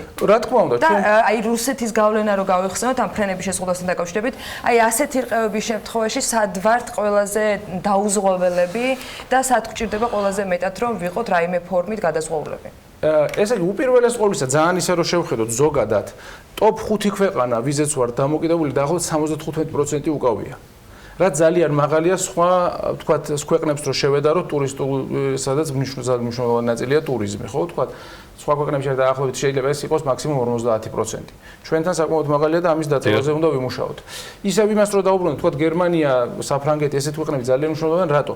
ერთ დღეში საშუალოდ ეხლა რაც გვაქვს მონაცემი, გერმანელი უფრო ნაკლებს ხარჯავს სიტყვაზე ვიდრე თურქი ტურისტი.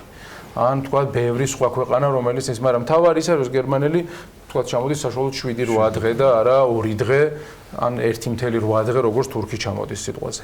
ამას ვამახვილებდი ყურადღებას და რა თქმა უნდა დივერსიფიკაციაზე ისევ რომ თქვა რაც თქვენ ახსენეთ რუსეთის მასთან დაკავშირებით ჩვენ მიგვაჩნია და რა ვიცი დარწმუნებულები ვართ რომ რუსეთის ასე ვთქვათ ეფექტი იყო უფრო მოკლევადიანი და საშუალო ვადაშიც კი ეს დიდ გავლენას ვერ მოახდენს, მაგრამ მიუხედავად ამისა, თუნდაც ის მოკლევადიანი მისგან დაზღვეული რო ვიყოთ, რა თქმა უნდა, ჯობია რომ უფრო მეტი დივერსიფიკაცია გქონდეს. გოგა და მაინც თავმოყრისთვის მთავარი თემების, TBC-ის მთავარი გზავნილი ბაზრისთვის, მისი მოთამაშეებისთვის, თქვენი კლიენტებისთვის, TBC ერთ-ერთი დომინანტი არის ტურისტული სექტორის დაფინანსების და ამ ინდუსტრიის ქვეყანაში. ეს სტატისტიკა ძალიან შთამბეჭდავი იყო გუშინ, რომელიც წარმოადგენს თქვენმა მკვლევარებმა, ეკონომისტებმა. ძალიან კარგი პრეზენტაციები ჰქონდათ ასევე ოთარ ნადარაიას და თორნიკე კორძაიას, აი მართლა ძალიან მაგარი, მაგრამ თქვენ როგორც ბანკის ერთ-ერთი ხელმძღვანელი, რა გზავნილი არის ტურიზმის მთლიანად ჰოსპიტალიტი სექტორთან დაკავშირებით ბაზრისთვის? რომ ის მიმზიდველობას ინარჩუნებს და აი ეს დეტალები მინდა რომ თქვენგან თავმოყრილი იყოს. გზავნილი არის ასე ვთქვათ შერეული. ძალიან ოპტიმისტურები ვართ, რომ არის ძალიან ძლიერი პერსპექტივა და პოზიტიური ტრენდი ჩვენი ტურიზმის და აი ამ ეგრეთ წოდებულ პრობლემატურ პერიოდში, როდესაც სანქციები დაწეს და გამოჩნდა ძალიან კარგი მიგნებები, რომ ჩვენ შეგვიძლია დივერსიფიცირება გავაკეთოთ, როგორც გიორგი მახსენა, გაცილებით უფრო ატრაქტული ტიპის ტურისტებზე, მაგრამ ეს ყველაფერი და ის საწოლების რაოდენობა, ის ზრდა და პროგნოზების არის დამოკიდებული სწორი ინფრასტრუქტურის შექმნაზე და რა თქმა უნდა ასევე სერვისის ინდუსტრიის აყოლაზე, იმიტომ რომ დღეს ეს ძალიან დიდი გამოწვევა არის სწორი ინფრასტრუქტურა და შემდგომ მომსახურე სფერო და ამაზე ისაუბრეთ ჩვენმა წარმომადგენლებმა, მე მგონი სახელმწიფო ძალიან ბევრს უშუალებს, არა მხოლოდ იმაზე რომ მოხდეს ძლიერი მარკეტინგი, არამედ ის რომ შეიქმნას სწორი სკოლები და განათლების დაწესებულებები, სადაც მომზადდება ტურიზმის სფეროს მომსახურე და საქმებული ადამიანები და ვფიქრობთ რომ თუ ჩვენ ვიმუშავებთ ამ მიმართულებით პერსპექტივა არის ძალიან ძლიერი ტურიზმი გააგრძელებს მნიშვნელოვანი როლი შეასრულოს ჩვენი ეკონომიკის განვითარებაში და რაც მთავარი არის კიდე ჩვენ 3-4 სექტორზე აქვს პირდაპირი კავშირი ანუ ეს არ არის მარტო ტურიზმი ეს არის საცალო ვაჭრობა ეს არის სარესტორნო ბიზნესი ეს არის ლოჯისტიკა ეს არის ტრანსპორტი რომელზეც აი პირდაპირ არის დაკავშირებული და ვხედავთ ჩვენ პოზიტიურმა დინამიკამ გაორმაგება განაპირობა ზრდის ტემპის მოკლედ ამ ინდუსტრიებში რაღაცა მოინიშნე მიგნებებიდან და რეზუმირებისთვის მხოლოდ ეგ რო რჩება და კი ბატონო, არა, ერთი რაც თქვა, ერთი რაც გოგამახსენა მნიშვნელობიდან გამომდინარე, ერთი რაც ანუ ციფრებში გამოხატულს შევხედოთ რა, მაინც საბოლოოში ტურიზმი რა არის. მოკლედ ეს არის ის სადაც 8 მილიარდი ლარი დაიხარჯა თქვა გასულ წელს და აქედან რო ვახსენოთ, მაგალითად 1.5 მილიარდზე მეტი მხოლოდ შოპინგში დახარჯეს ტურისტში ჩვენ ქვეყანაში. 2.5 მილიარდი დაიხარჯა დაახლოებით საკვებში, რესტორნებში, კაფეებში, ასე შემდეგ. ვიზიტორები ხარჯავენ უფრო მეტ ფულს ჩვენ ქვეყანაში გართობაში, ვიდრე ჩვენი მოსახლეობა 51% წილი უკავია. შესაბამისად, ამ ყველაფრის გათვალისწინება ანუ ძალიან ბევრ სექტორში უნდა მოხდეს, ასე ვთქვათ და ნუ ციფრებში გამოხატულს ჩვენ საკმაოდ ისე გამოგვიდა წინა კვლევაზე, ვთქვათ ენერგეტიკის კვლევაზე როცა გავაკეთეთ, დაახლოებით ჩვენთან ახლა 90,000 ოთახი არის საქართველოში, რაც არსებობს. Ვფიქრობთ, რომ დაახლოებით ამ ტემპებით უნდა გავორმაგდეს ეს და აქედან დაახლოებით 1/3, ანუ 30,000 უკვე დაგეგმილი. ანუ ამით უკვე დადასტურებულია როგორც ამით ისი თქმა მინდა რომ დაახლოებით 60,000 ოთახის ასე პოტენციალს ვხედავთ ამ ბიზნესში, რაც შეიძლება მარტო სასტუმრო ბიზნესში დაემატოს. და თუ შეიძლება ერთ წინადადებას დავამატებ, ასევე ჩვენთვის საკმაოდ კინოური თემა კურსი და გიორგი ძალიან შთამბეჭდავ ციფრებზე ლაპარაკობს, მაგრამ ეს ლარში არის გადმოთარგმნილი. რეალურად მთლიანად ვალუტა შემოდის. შესაბამისად, ანუ ლარის სტაბილურობისთვის და ეკონომიკის დისტაბილურობისთვის ძალიან მნიშვნელოვანია შემოდინება. გოგა თხელიძე და გიორგი არველაძე, მადლობა TBC-ის მესვეურებს, მის გენერალური დირექტორის მოადგილეს, გოგა თხელიძის სახით და კორპორატიული დირექტორის მოადგილეს. TBC კაპიტალი, მადლობა მობრძანებისთვის. ჩვენ ძალიან ბევრს ვისაუბრებთ კიდევ ამ კვირაში და გავშლით ამ თემას, რასაც TBC კაპიტალის და TBC-ის მორიგი პროგნოზები, კვლევები და მიგნებები ქვია ტურიზმის სექტორთან დაკავშირებით. გავალთ რეკლამაზე და რამდენიმე წუთში დაგებრუნდებით ბიზნესი ახლები. ანას ხმა დაუბრუნდა.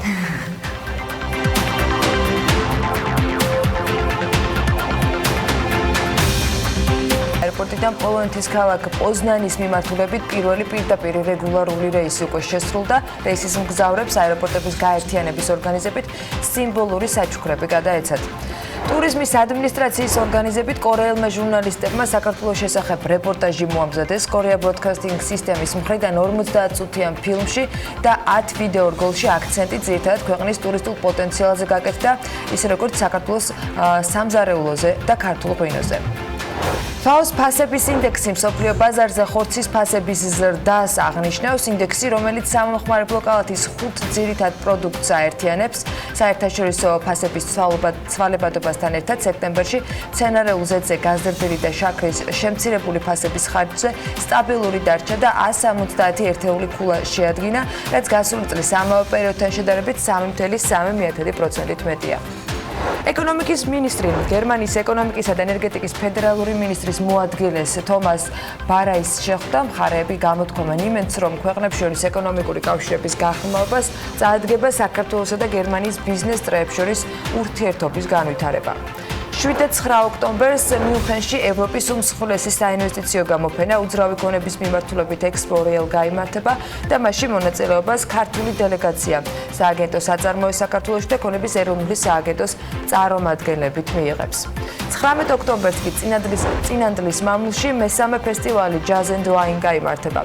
ამ ფესტივალში ტრადიციულად მსოფლიოში აღიარებული მუსიკოსები მიიღებენ მონაწილეობას.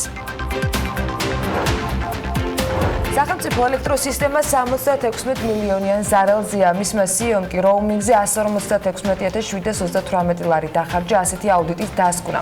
აუდიტის სამსახურის მიერ მომზადებული შესაბამისობის ანგარიშის მიხედვით 2014-17 წლებში კომპანიამ 76,708,726 ლარის ზარალი განიცადა. ამ პერიოდში მისი ადმინისტრაციული ხარჯები ხშირად არაგონიურული იყო, აღნიშნავს აუდიტის სამსახური და ამავე დოკუმენტში აღნიშნულია, რომ კომპანიის CEO სანაზღაურება ყოველწლიურად 10%-ით იზრდებოდა. აუდიტის სამსახური მიუთითებს, რომ ორგანიზაცია ხელფასებს იმაზე მაღალი ტემპით ზრდიდა, ვიდრე მისი შემოსავლები იზრდებოდა. ამ პერიოდში ელექტროსისტემას სულხან ზუმბურიძე ხელმძღვანელობდა.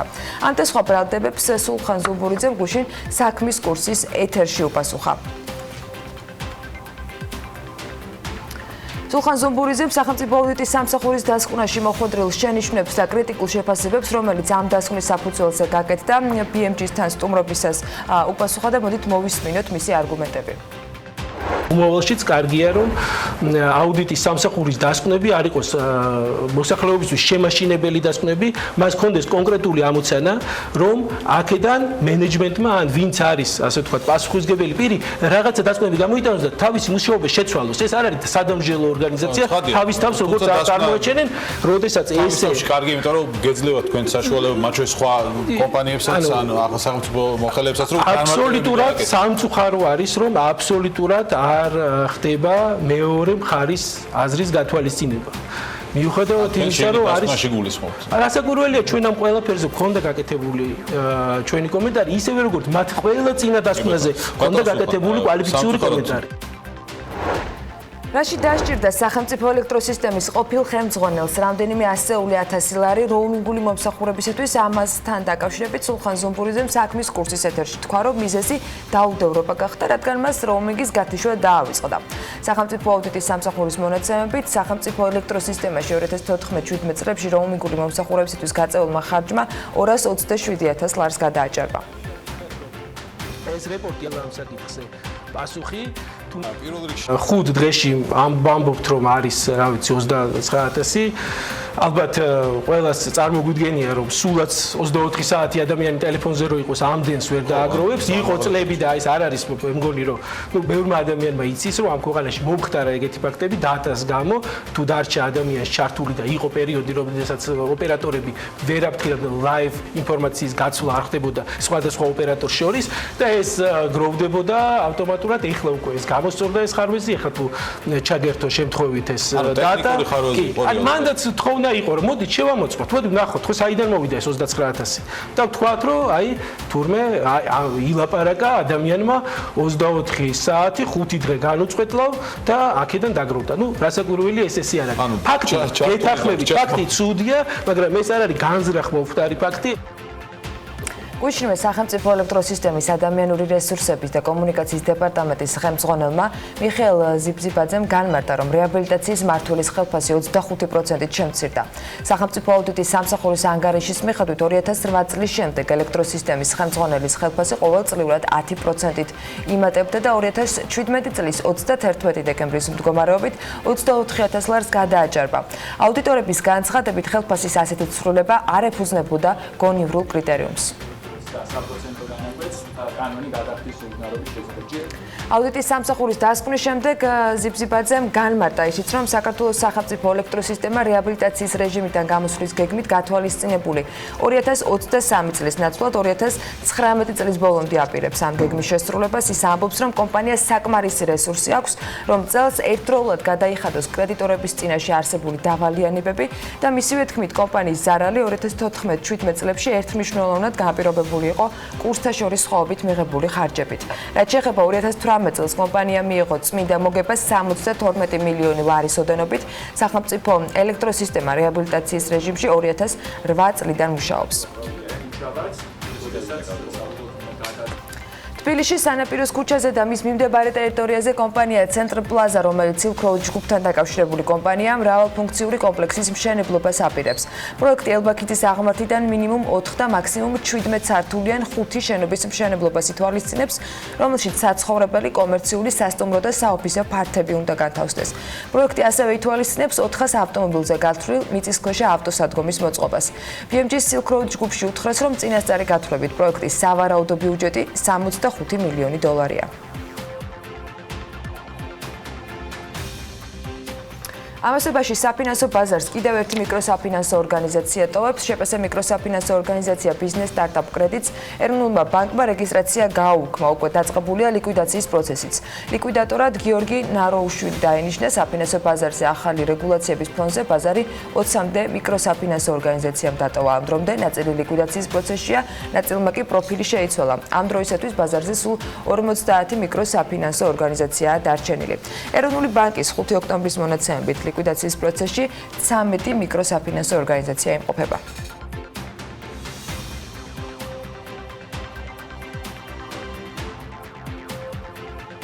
ცესხის გამცემ სუბიექტებს ფინანსური ინსტიტუტის სტატუსი მიენიჭებათ. ეროვნული ბანკის პრეზიდენტის კიდევ ერთი ბრძანების მიხედვით ასეთი სტატუსის მოპოვება ის ცესხის გამცემი ობიექტებისთვის იქნება შესაძლებელი, რომლებიც იურიდიულ პირებს წარმოადგენენ. ახალი სტატუსი ცესხის გამცემ კომპანიებს მისცემს შესაძლებლობას კომერციულ ბანკთან ფინანსური გირაოს ხელშეკრულება გააფორმონ.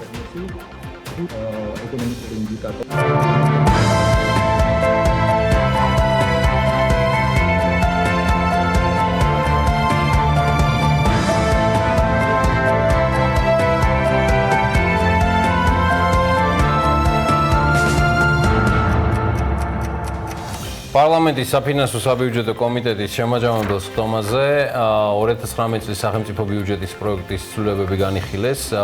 ირაკლი კოუზანაძე, კომიტეტის თავმჯდომარე, აცხადებს, რომ დოკუმენტის შენიშვნებით მთავრობას უკან უბრუნდება. შენიშვნები არ არის მთლად ფორმალური, რადგან შენიშვნებიდან ერთ-ერთი ეკონომიკური ზრდის პარამეტრს ეხება. კოუზანაძის კომიტეტის მოსაზრებით ის შენარჩუნებულია 4.5%-ის დონეზე, მაშინ როდესაც მიმდინარე წლის განვლილი პერიოდის განმავლობაში უფრო მაღალი 5%-იანი მაჩვენებელი ფიქსირდება. კიდევ ერთი შენიშვნა საფინანსო საბიუჯეტო კომიტეტისგან და დაბრუნებული გახლავთ საპროგნოზო მაჩვენებელი ინფლაციისა, რომელზეც ასევე არის რეკომენდაციები, რომ კომიტეტისა რომ გადახედოს ამ პროექტის აღდგენა, ანუ მთავრობამ. ნახოთ, რა ცვლილებებს მიიღებს ბიუჯეტის პროექტი მეორადი წარდგენისას. ვიცე-პრემიერმა თქვა, რომ ის ბიუჯეტი, რაც პარლამენტში შევიდა, მთავრობას სრულ შემადგენლობას ჰქონდა ერთმანეთში ჰარმონიზებული. მოკლედ, ბევრი სხვა თემა გვაქვს კიდე განსახილველი. ეს უბრალოდ ინფორმაცია ინტროსახით გავაკეთეთ, რომ დავიწყოთ საუბარი მიმდინარე ეკონომიკურ პარამეტრებზე, მათ შორის ეკონომიკური ზრდის პარამეტრებზე. ჩვენთან ერთად ლაშა ქავთარაძეა, იგი საინვესტიციო ბანკის გალტენ ტაგარტის ეკონომისტი გახლავთ და ყოველთვის მოხარული ვარ მას მოვასვინძლო საქმიანი დილის სტუდიაში. მოგესალმებით. დილა მშვიდობის. ლაშა, მოდი დავიწყოთ ეკონომიკური ზრდის პარამეტრით და მაჩვენებლით, ანუ თქვენი განახლებული კვლევა მიმოხილვა, მოდი ესე ვიტყვი უფრო, დაიდო გუშინ საღამოს და შესაბამისად რა ვითარება გვაქვს და რა დასკვნების გაკეთების საშუალებას გვაქვს. დილა მშვიდობისა კიდევ ერთხელ. ეკონომიკური ზრდა ბოლო რაც გვაქვს ეს არის აგვისტოს მონაცემი, 5.8%-ით არის გაზრდილი აგვისტოში რეალური მთლიანი შიდა პროდუქტი, ხოლო ივლისის წინა თვეში იყო გაზრდილი დაახლოებით 6.1%-ით. ანუ მთლიანობაში იანვრიდან აგვისტოს ჩათვლით ეკონომიკა 5%-ით არის გაზრდილი, რაც ასე ვთქვათ მოსალოდნელზე მაღალი არის წლის დასაწყისში. თუ შევხედავთ ჩვენ საერთაშორისო ორგანიზაციების, მათ შორის ჩვენ პროგნოზებსაც, იმაზე მეტი ფაქტობრივად იმაზე მეტი ეკონომიკური ზრდა დაფიქსირდა. ვიდრე მოველოდით. რაც შეეხება ამ ეკონომიკური ზრდის ფორმირებაში, რომელი სექტორები იღებს მონაწილეობას. აი თუ შევხედავთ ტენდენციას, ტრენდს იანვრიდან მოყოლებული, დაახლოებით 5 თვის განმავლობაში ისევ მშენებლობის სექტორი იყო ერთ-ერთი სექტორი, რომელიც უარყოფითი გავლენა ჰქონდა ეკონომიკური ზრდაზე, მაგრამ უკვე ივნისიდან დაიწყო მშენებლობის სექტორის გამოცოცხლება და უკვე ასე ვთქვათ ველოდებით, რომ წლის ბოლომდე ასე ვთქვათ ეს ტრენდი იქნება შენარჩუნებული ამ სექტორში. ამიტომ ძალიან მნიშვნელოვანი არის, როდესაც მშენებლობის სექტორი იზრდება, მას ასე ვთქვათ დაახლოებით 9%-იანი წელი უკავია მთლიან შიდა პროდუქტში და მისი ზრდის ტემპი მნიშვნელოვან გავლენას გვაძლევს საერთო ეკონომიკურ მაჩვენებელს. რაც შეეხება სხვა სექტორებს, ასევე დააქონდა მაგალითად აგვისტოს თვეში კომუნალური, სოციალური და პერსონალური მომსახურების გაწევაში, სასტუმროები, რესტორნები, ვაჭრობა, მრეწველობაში, რაც ასე ვთქვათ მისასალმებელი არის. ეხლა თუ შევხედავთ, როგორ შეიძლება გაგრძელდეს ეს ზრდის დინამიკა წლის ბოლომდე, მაგალითად სექტემბერში საგადასახადო შემოსავლებს თუ შევხედავთ, 10%-ით არის გაზრდილი მთლიანად საგადასახადო შემოსავლები, მათ შორის აღსანიშნავი არის, რომ დღეგეც გადასახადი, დამატებული ღირებულების გადასახადი, როგორც ტერიტორიაზე, ისე იმპორტზე გაზრდილი არის 20%-ზე მეტად, 20-30%-ის ფარგლებში არის. ეს კი იმის საშუალებას გვაძლევს, რომ დაახლოებით ეკონომიკური ზრდა სექტემბერში 3-დან 4%, უფრო 4%-დან ახლოს უნდა იყოს. ანუ თუ ჩვენ ჩავთვლით ავიღებთ 3%-ს სექტემბრის თვეში, მესამე კვარტალი გამოდის დაახლოებით საშუალო 5%. და გვჩება რომ მეოთხე კვარტალში ეკონომიკა 3.5%-ით რომ გაიზარდოს, საბოლოო ჯამში გავდივართ 4.5%-იან ზრდაზე. რაც დიდი ალბათობით მოსალოდნელი არის, რომ ესეთი სცენარით განვითარდეს. ანუ ჯამურად ჩვენ შეგვიძლია ვთქვათ, რომ 2019 წლის პირველ 8 თვეში რეალური მთლიანი შიდა პროდუქტის ზრდა ამ შემთხვევაში 5% შეადგენა. 5% შეადგენა. კარგი. ინფლაციის თემა ბატონლაშა იყო კიდევ ერთი მიზეზი, რის გამოც ირაკლი კოუზანაძის საფინანსო საბიუჯეტო კომიტეტმა გადაწყვიტა, რომ ამ და სხვა შენიშვნებით დაებრუნებინა 2019 წლის ბიუჯეტის პროექტი მთავრობისთვის გადასახედად.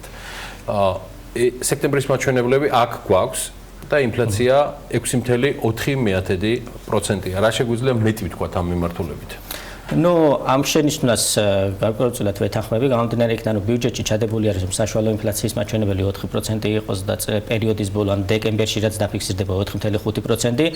მიმდინარე ტენდენციიდან გამომდინარე უკვე ხედავთ რომ გაზრდილი არის ინფლაციის რისკები და ეს მომდინარეობს გაცვლითი კურსის გაუფასურებიდან, ამიტომ წლის პერიოდის ბოლოს 4.5% ნაკლებად მოსალოდნელი არის რომ უფრო მაღალი არის. 6%-თან ახლოს უფრო არის მოსალოდნელი პერიოდის ბოლოს. ხოლო რაც შეეხება საშუალო წლიური ინფლაციას, ასევე ესეც დასაკორექტირებელი იქნება 4% უფრო დაბალი არის. დაახლოებით ჩვენ ველოდებით რომ 4.7%-ის მარგლებში. 4.7% იქნება. კობზანაძის კომიტეტის მოსაზრება ასევე იყო მთლიანი შიდა პროდუქტის ზრდასთან დაკავშირებით. ამაზე თუ გაქვთ კომენტარი ბატონო? ამაში შეიძლება არ დავეთანხმო იქიდან გამომდინარე რომ ასე ვთქვათ წლის მეორე ნახევარში გაზრდილი არის რისკები და ეს რისკები მომდინარეობს ტურიზმის სექტორიდან. ამიტომ თუ გავითვალისწინეთ ასევე წინა წლის მეოთხე კვარტალის მაღალი ზრდის ტემპი გვაქვს, ანუ ბაზა გვაქვს მაღალი, შესაბამისად ტენდენცია უფრო კლებისკენ უნდა იყოს ვიდრე ზრდისკენ. ანუ თქვენ რომ 5%-იანის და რაც თავრობას ცოტა ხო ის არის, რა ქვია, ძალიან ოპტიმისტური არის 5%-ზე რომ გავიდეთ. ანუ 8 თვის შევინარჩუნოთ წლის ბოლომდე, ცოტათი ძნელი არის. ანუ იდეაში შეიძლება ესეც გადასახედი გაუხდეს თავრობას თუ არა, გადასახედი 4.5 აქვს ჩადებული და ეს ადეკვატური. ეს ადეკვატური არის. კარგი. არსებობს მოსაზრება, რომ ყველა ძირითადი ხარჯი, რომელიც იზრდება და უმეტესობა ცხადია იზრდება სოციალური მიმართულებით 2020 წლის ბიუჯეტისა, ეს ძირითადად ხდება ახალი აღებული ვალდებულებების ხარჯზე. მეორეს მხრივ, ჩვენ ამოვიკითხეთ მათ შორის თქვენს განახლებულ მიმოხილვაში, რომ აქ არის საუბარი საგარეო ვალდებულებების 2020 წლისთვის შედარებით შემცირებაზე, თუმცა იზრდება და არც თუ მცირედით, გარკვეულწილად მე ყოველ შემთხვევაში ვატყობ დრამატულ ელემენტებსაც ამ მომენტს საშინაოვალი. რა შეგიძლიათ გითხრათ ამის შესახებ? ნუ მოკლედ საზოგადოებისთვის რომ იყოს თვითონ ბიუჯეტზე ცოტა მიმოხილვის სახით გავაკეთებ. ესე იგი 1 ოქტომბერს გაიგზავნა 2020 წლის ბიუჯეტის კანონპროექტი პარლამენტში. ეს იქნება ასე ვთქვათ პირველი ვარიანტი, რომელიც ორჯერ გადამუშავდება დეკემბრამდე. ახლა ეს პირველი ვარიანტის მიხედვით ბიუჯეტის პარამეტრები როგორ გამოიყურება. მთლიანობაში რომ შევაფასოთ, ასე ვთქვათ, ფისკალური დისციპლინა შენარჩუნებული არის, ანუ ბიუჯეტის დეფიციტის ფარდობა მთლიან შიდა პროდუქტთან 3%-ზე ქვემოთ არის და 2.7%-ის ფარგლებში არის მოსალოდნელი. ხოლო ვალის ნაწილის თუ შევხედავთ, ვალის ნაწილი 45%-მდე არის მთლიანი შიდა პროდუქტის მიმართ მოსალოდნელი. ეხლა რა შეფუძნება, ასე ვთქვათ, ეს მთავრობის ლოგიკა ბიუჯეტში. მთავრობის ლოგიკა, მაკროეკონომიკური პარამეტრები არის შემდეგი ჩადებული ბიუჯეტში, ეკონომიკურის და 5% არის ჩადებული და ინფლაცია არის ჩადებული 3%. ეხლა ცოტა ჩაშილად რო შევხედოთ ბიუჯეტის პარამეტრებს, მიმდინარე ხარჯებს, კაპიტალურ ხარჯებს და დაფინანსების წყაროებს, რაც ვალთან არის დაკავშირებული. მიმდინარე ხარჯების ფარდობა მთლიან შიდა პროდუქტთან შენარჩუნებული არის, ოდნავი შემცირებაც კი არის 2019 წელთან შედარებით, ანუ 23% არის მთლიანი შიდა პროდუქტის მიმართ. თუ ამას დავუმატებთ კიდევ კაპიტალურ ხარჯებს, გამოგვდის 30.6%.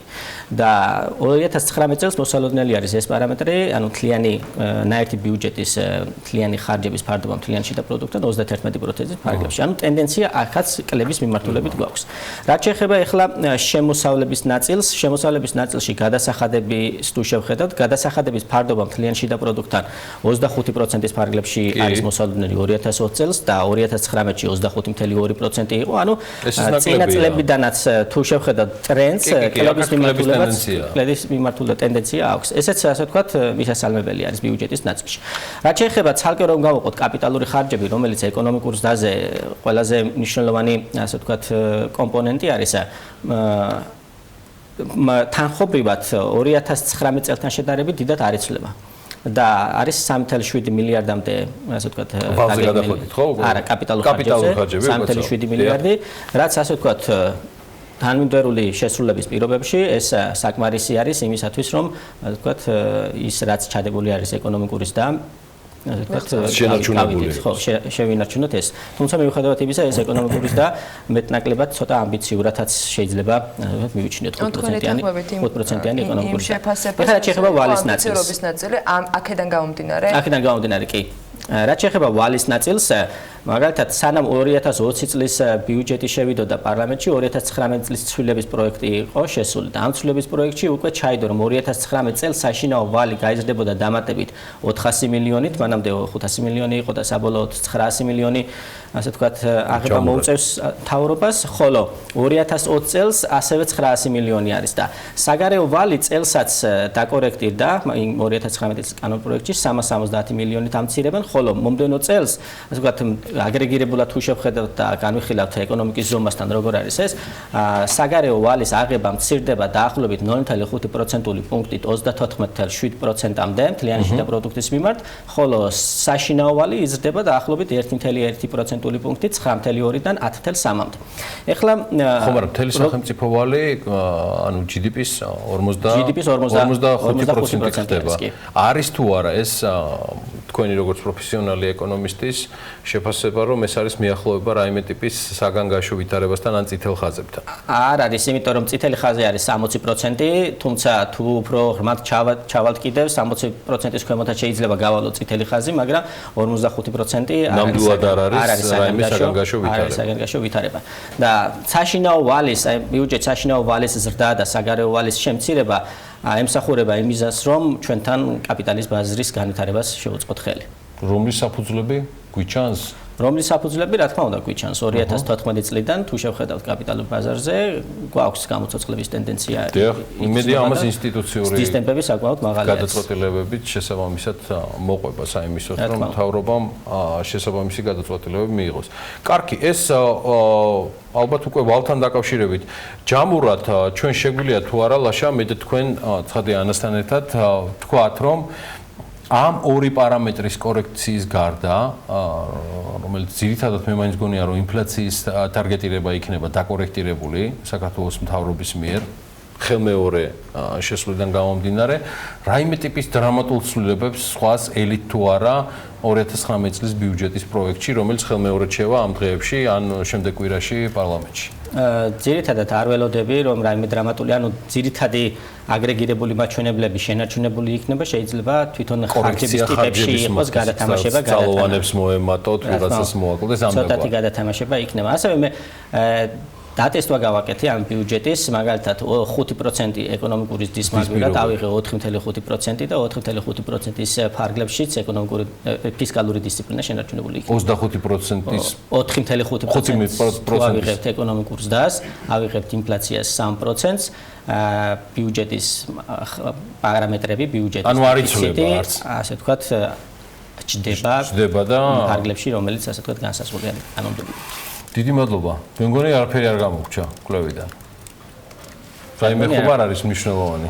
ნუ ინფლაციაზე შეგვიძლია ცოტათი განვავრცოთ სექტემბრის ინფლაცია რომ 6.4%. მნიშვნელოვანია ეს ყველაზე ის არის და თან თქვენ კოლეგის ჩართვასაც ველოდებით უკვე თქვენივე ოფისი და დაგარდიდან რომელიც ხო იმედია გადარჩება იმ საცობებს და გოგა მელიქიძე დროულად მივა საიმისოთ რომ ძალიან სერიოზული ამბები რაც ხდება რეალურად მსოფლიო საფონდო ბირჟებზე ბევრი ინდიკაცია იცვლება რომ გვითხრას თუმცა მანამდე ლაშესთან ვაგრძელებთ საუბარს ინფლაცია ახსენეთ და მსურს ამაზე რომ მზადხართ ჩაშალოთ უფრო მეტად შეგვიძლია კი ჩავშალოთ ანუ სექტემბერში წლიური ინფლაცია 6.4% იყო გაზრდილი არის მნიშვნელოვნად 4.9% იყო აგვისტოში წლიური ინფლაცია. ეხლა რამ გამოიწვია ეს ინფლაციის ესეთი მნიშვნელოვანი ზრდა? თუ შევხედავთ, ასე ვთქვათ, კატეგორიებს, ჯგუფების მიხედვით, ორი პრინციპში სამი ჯგუფი არის მნიშვნელოვანი, რომელიც ინფლაციაზე მოახდინა გავლენა, ეს არის სურსათი და უალკოჰოლო სასმელები, ალკოჰოლის სასმელები, თამბაქო და ტრანსპორტის კატეგორია. მაგრამ აქედან განსაკუთრებული მაინც იყო სურსათი და უალკოჰოლო სასმელები, დაახლოებით 12%-იანი ზრდა ჰქონდა ამ კატეგორიაში. თვითონ ამ კატეგორიის წილი სამხმარებლო კალათაში 30%-ზე ცოტათი მეტი არის და გამომდინარე იქიდან რომ თითქმის 1/13 წილი არის და 12%-იანი ზრდა გვაქვს 6.4%-იანი ინფლაციაში დაახლოებით 3.5%-ული პუნქტი სწორედ ამ კატეგორიას შეაქვს. სურსათს და უალკოჰოლო სასმელებს. ეხლა კიდევ რომ ჩავიდეთ ამ სურსათსა და უალკოჰოლო სასმელებში, ანუ თითო ქვეყნის მიხედვით შევნიშნათ რომ ასე ვთქვათ ძირითადი პროდუქტები ის სამხმარებლო პროდუქტი რომელიც ასე ვთქვათ, აუცილებელია და მოიხმართ საზოგადოება. გაზრდილი ფასები არის მნიშვნელოვნად გაზრდილი, განსაკუთრებით გამოყოფილი კარტოფილი, შაქარი, გაზრდილი არის ამაზე ფასები, ასევე ფასები არის გაზრდილი ზეთზე, ხავზე არის გაზრდილი და თუ შევხედათ მაგალითად ახლა მსოფლიოში რა ხდება ამ კუთხით, ხო? მაგალითად შაქარი ერთ-ერთი მნიშვნელოვანი პროდუქტი არის.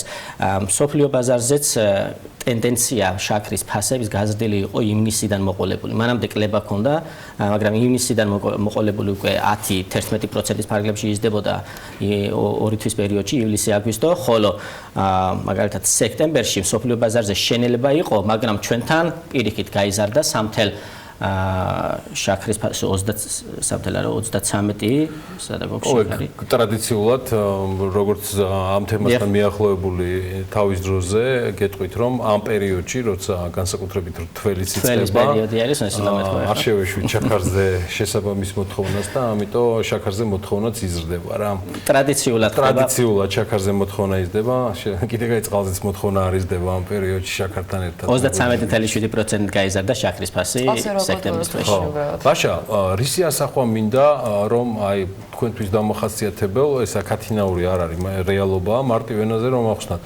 პროდუქტები ხა შაქრის ფასის დრამატულ ზრდას თუ გამოვაკლებთ, რეალურად სასურსათო კატეგორიიდან, მათ შორის სტატისტიკის მიერ აღრიცხული სასურსათო ქვეკატეგორიებიდან, რეალურად ის ზრდა სადღაც ივნისის დასაწყისიდან უკვე აჩვენებს.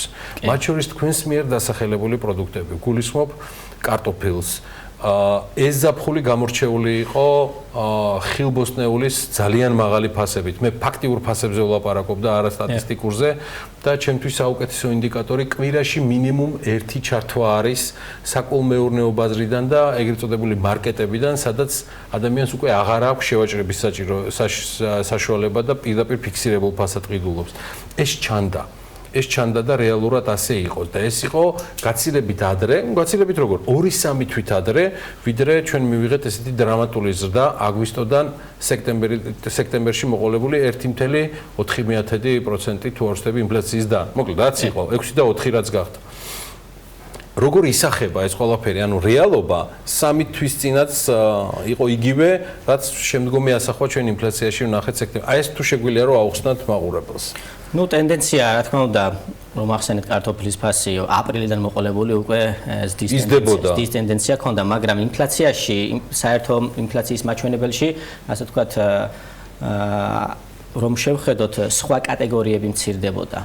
იქ იყო მაგალითად ტანსაცმელი, ფეხსაცმელი ერთ-ერთი მნიშვნელოვანი კატეგორია სამხმარებლო კალთაში, იმის ფასები მცირდებოდა და სექტემბერშიც კი ამ კატეგორიაში შემცირება გვაქვს. და გარკვეულწილად აი ამ კატეგორიებზე ფასების ზრდა დაბალანსებული იყო სხვა კატეგორიებში.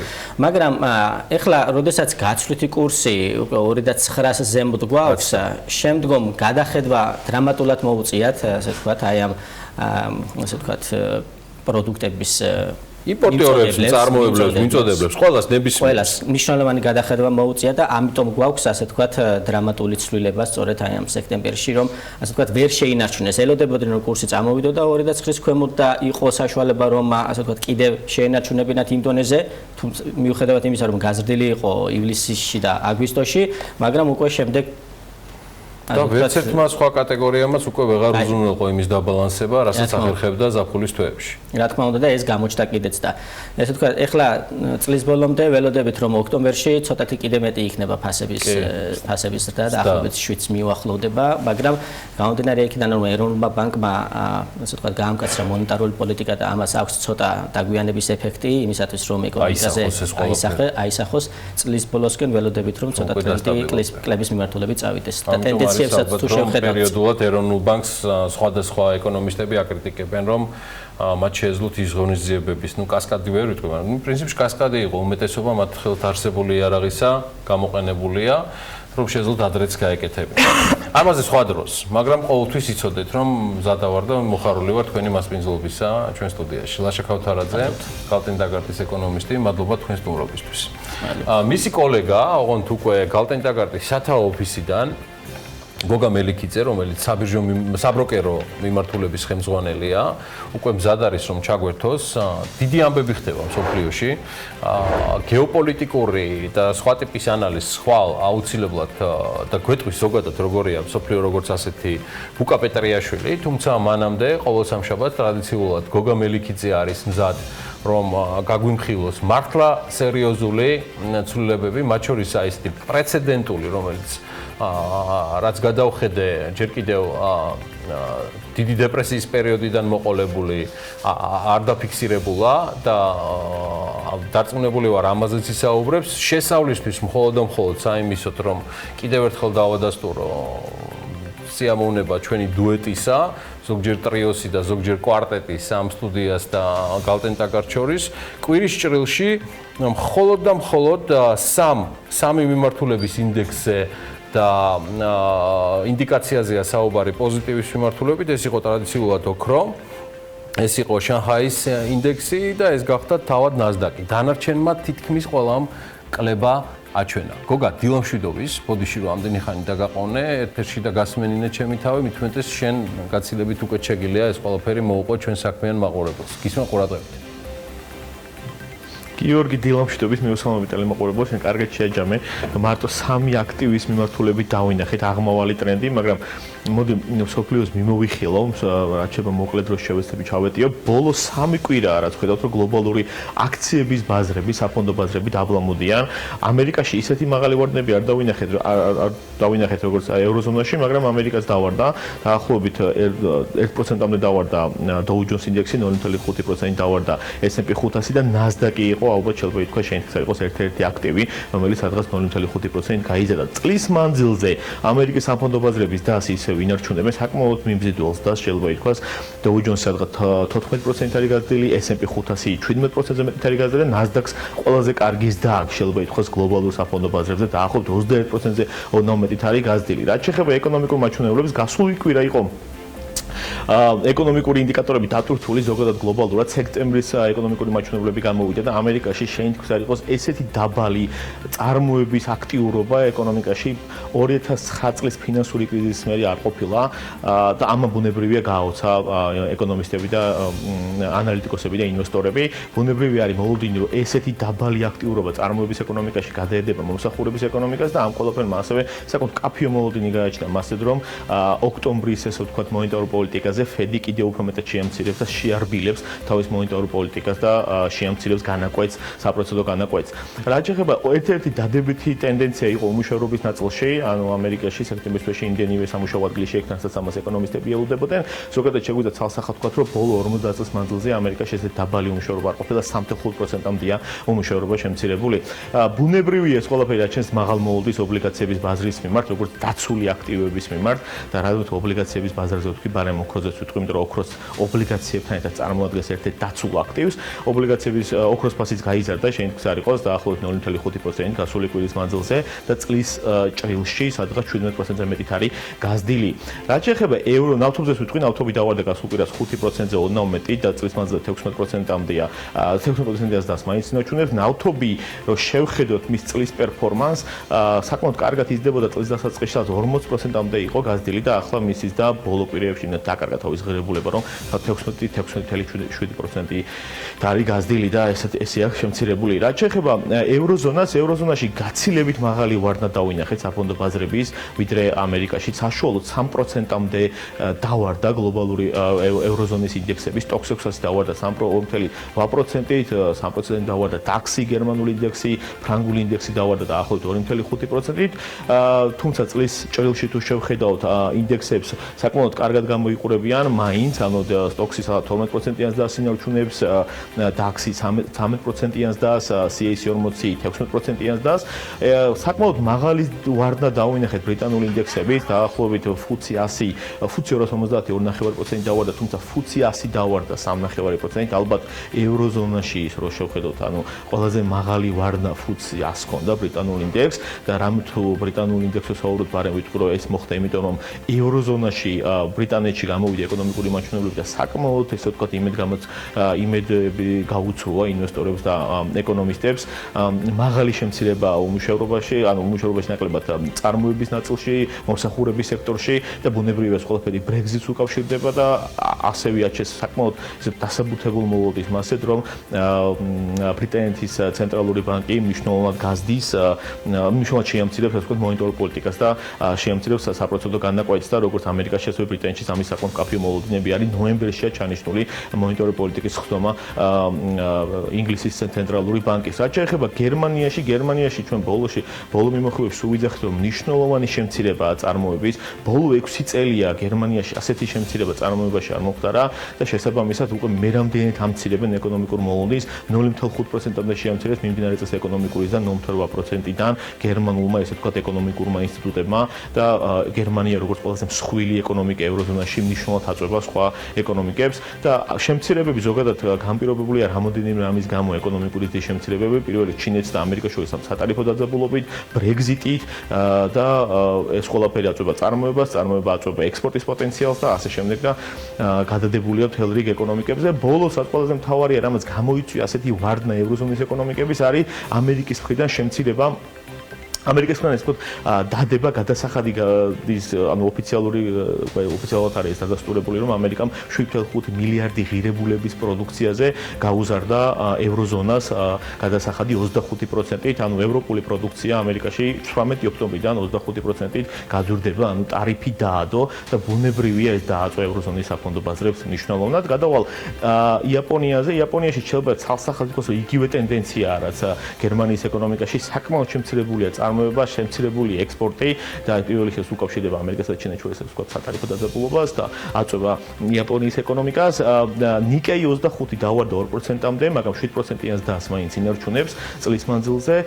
იაპონიას გარდა ამ ვთქვათ წარმოების ეკონომიკის პრობლემის აქვს ის, რომ საკმაოდ შემცირებულია, მათ ყველაზე მსუბუქი მონეტარული პოლიტიკა აქვს და ბანკები შეიძლება ითქვას, რომ თავის მომგებიანობის უკიდურე ზღვარზე არიან, შესაბამისად გადასულები არიან ესე ვთქვათ ცოტა რისკიან პროდუქტების დაფინანსებაში და რისკიან სესხებს გასცემენ და სხვადასხვა საკრედიტო რეიტინგების კომპანიები იძახიან, რომ იაპონური ბანკების საკრედიტო რეიტინგს უნდა გადახედონ და შეიძლება განიხილონ მათი შემცირება და ეს ვთქვათ მორიგი პრობლემა დაუდგა იაპონიის ეკონომიკას გარდა იმისა, რომ შემცირებულია XD-ები. რაც შეეხება ჩინეთს, რაც საკმაოდ მთავარია, შანხაი კომპოზიტი კი გაიზარდა, მაგრამ გასულ კვირას შეიძლება ვთქვათ, რომ შანხაი თითქმის მთელი კვირის მანძილზე ბირჟა დაკეტილი იყო, იმიტომ რომ იყო 70 წლის თავი ჩინეთის ახალ პარტიის, შეიძლება ითქვას, და ამის გამო იყო ეს ვთქვათ დასვენება ჩინეთის ბაზარზე 8 ოქტომბერს დღესდილით გაიხსნა ჩინეთის ბაზრები და პატარას დაიყო, თუმცა წლის მანძილზე სადღაც 16%-მდეა 16%-ამდე დასაჩვენებს ჩინეთის ბაზარი, რომელიც 24%-იანს დასაჩვენებს და ჩინეთში მთავარი მოლოდინი არის გადატანილი 10-11 ოქტომბერზე, როცა უნდა განახლდეს მოლაპარაკებები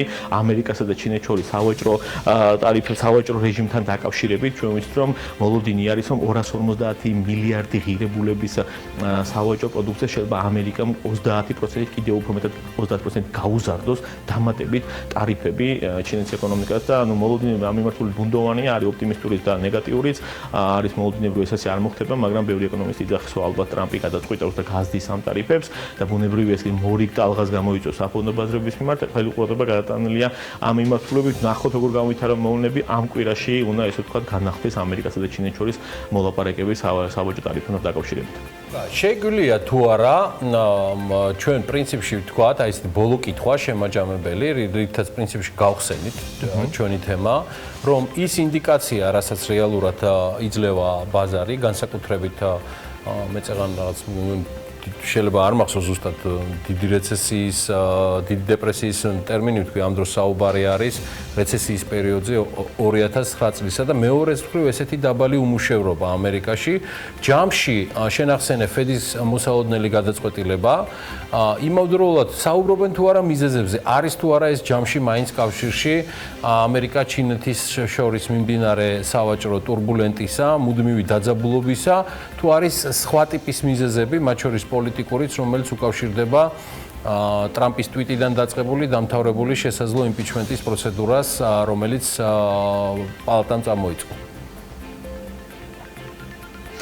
ბუნებრივია, ანუ თავარი თელბა ითქვას რომ მიმდინარე წელს და გასული წლის ბოლო დამოყოლებული თავარი ეკონომიკური მოვლენა რაც საფონდო ბაზრებზე გლობალურად ხდება არის ამერიკასა და ჩინეთს ეს სატარიფო დაძაბულობა ჩვენ ვიცით რომ ამერიკა და ჩინეთი ნომინალურად ორი ყველაზე მსხვილი ეკონომიკაა და მათ შორის სავაჭრო დაძაბულობა გადაედო მთელ რიგ განვითარებულ ეკონომიკებს განსაკუთრებით იმ ეკონომიკებს რომელიც ექსპორტზე არიან ორიენტირებული როგორც არის იაპონია და ჩინეთი ამ ყველაფერს დაემატა გასული კვირის ის ბუნდოვანობა რა ტრამპის იმპიჩმენტს უკავშირდება და ბუნებრივია ეს ყველაფერი კიდევ უფრო მეტ ესე ვთქვათ მოლოდის აჩენს რომ ბაზრებზე შეიძლება რესეცია გარკვეულწილად დაიწყოს და ამიტომაც ვხედავთ ობლიგაციების ბაზრის მიმართ განსაკუთრებულ მოთხოვნას და მაგიტომაც ვხედავთ ოქროს ფასისას იმიტომ რომ ოქრო წარმოადგენს ერთ-ერთ კარგ ალტერნატივას ამერიკული საფონდო ბაზრების წინააღმდეგ.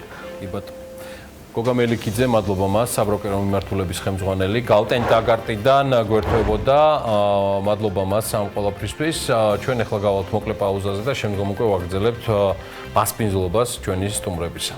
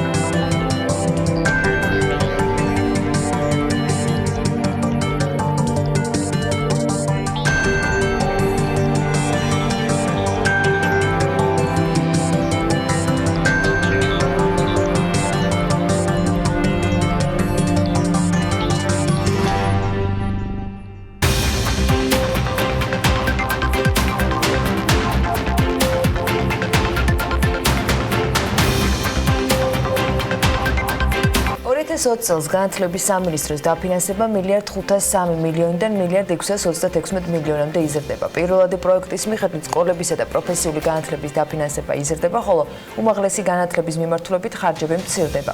2020-ის ბიუჯეტის დეტალებით ახლა თათია ჩაფიჩაძე გვერდება საქმიანი დილის ეთერში და მასპინძლობთ ირინა აბულაძეს განათლების, მეცნიერების, კულტურისა და სპორტის მინისტრის მოადგილეს მოგესალმებით დილა მშვიდობისა. დილა მშვიდობისა. 2020 წლის განათლების, მეცნიერების, კულტურისა და სპორტის სამინისტროს ბიუჯეტი კიდევ 133 მილიონი ლარით გაიზრდება და ჯამურად 1.636 მილიონ ლარს მიაღწევს.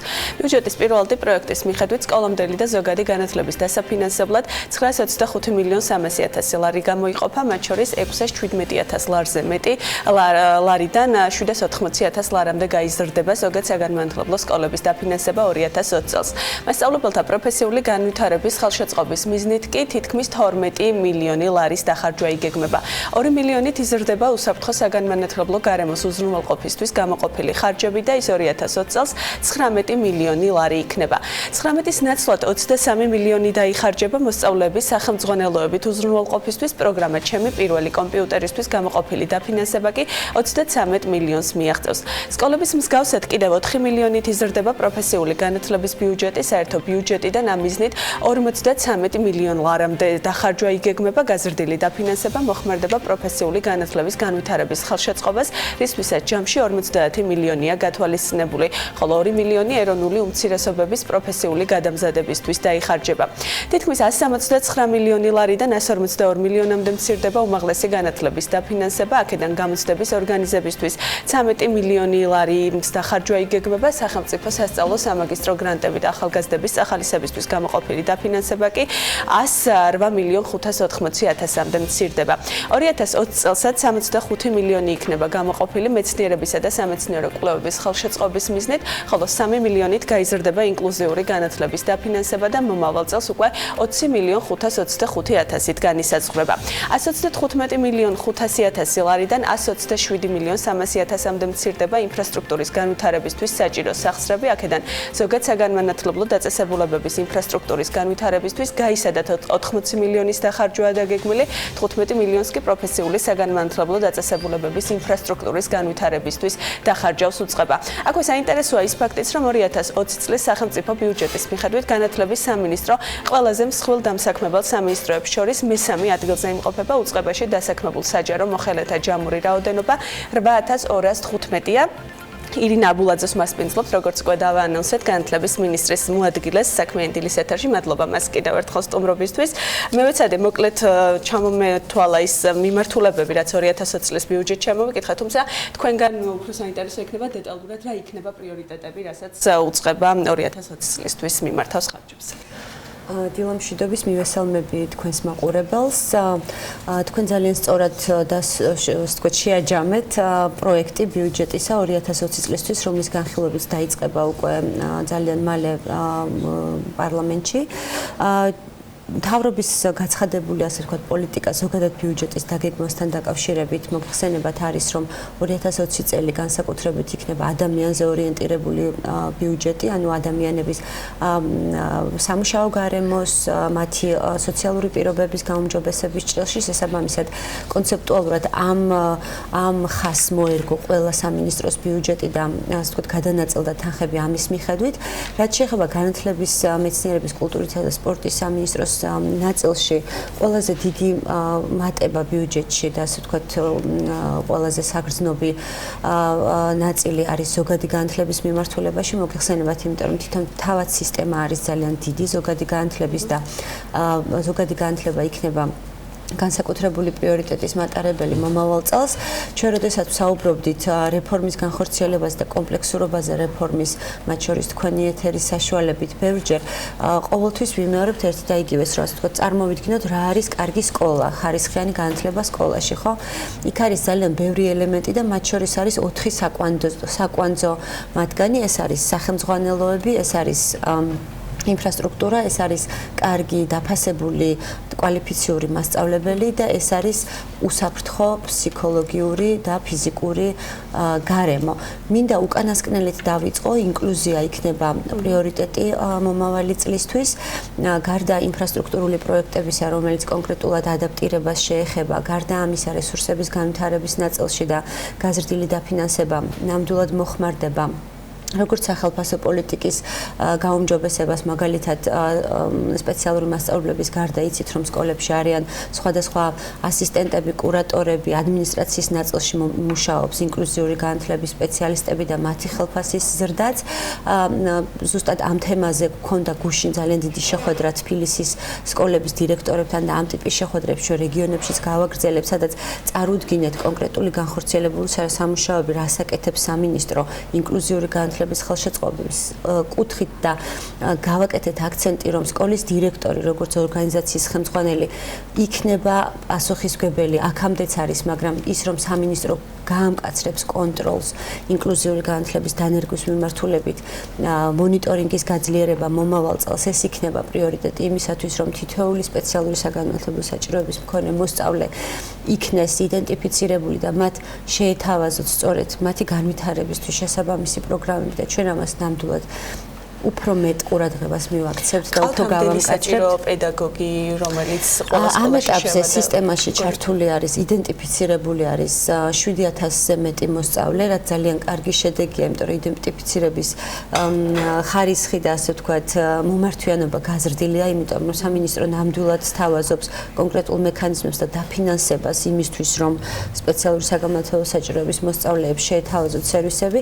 დაახლოებით 1700-ზე მეტი სპეცმასწავლებელია სისტემაში და ჩვენთან პედაგოგი ჯირზე უამრავი ვაკანსია დევს, როგორც სპეცმასწავლებლის, ასევე კოორდინატორის მიმართულებით, ასე ვთქვათ, რომელიც ახლა სჭირდებათ ან შეიძლება მომავალში დასჭირდეთ და შეგახსენებთ ერთ ძალიან მნიშვნელოვან მომენტს შარშან, ჩვენ თქვენთან ამაზე ვისაუბრეთ. პირველად წინა სასწავლო წელს ჩვენ გავაკეთეთ პირველი პრიორიტეტის რეგისტრაცია პირველკლასელებისთვის, ვისაც ქონდა სპეციალური საგანმანათლებლო საჭიროებები, ან ვარაუდი ქონდა მშობელს. ჯამურად 500 მოსწავლე დარეგისტრირდა, ანუ მათ პრიორიტეტულად მივეცით სკოლების არჩევის შესაძლებლობა, მათგან 480 დაუდგინდა სპეციალური საგანმანათლებლო საჭიროება. ზოგ შემთხვევაში ეს არის აუტიზმი, ზოგ შემთხვევაში ეს არის ქცევა, ზოგ შემთხვევაში მეტყველება, სმენა და შესაბამისად სკოლებს ქონდათ დრო აპრილიდან დაწყებული უკვე დაეწყოთ, ასე ვთქვათ, ზრუნვა კადრების მოძიებაზე. ჩვენ რა თქმა უნდა მონიტორინგს ვახორციელებთ.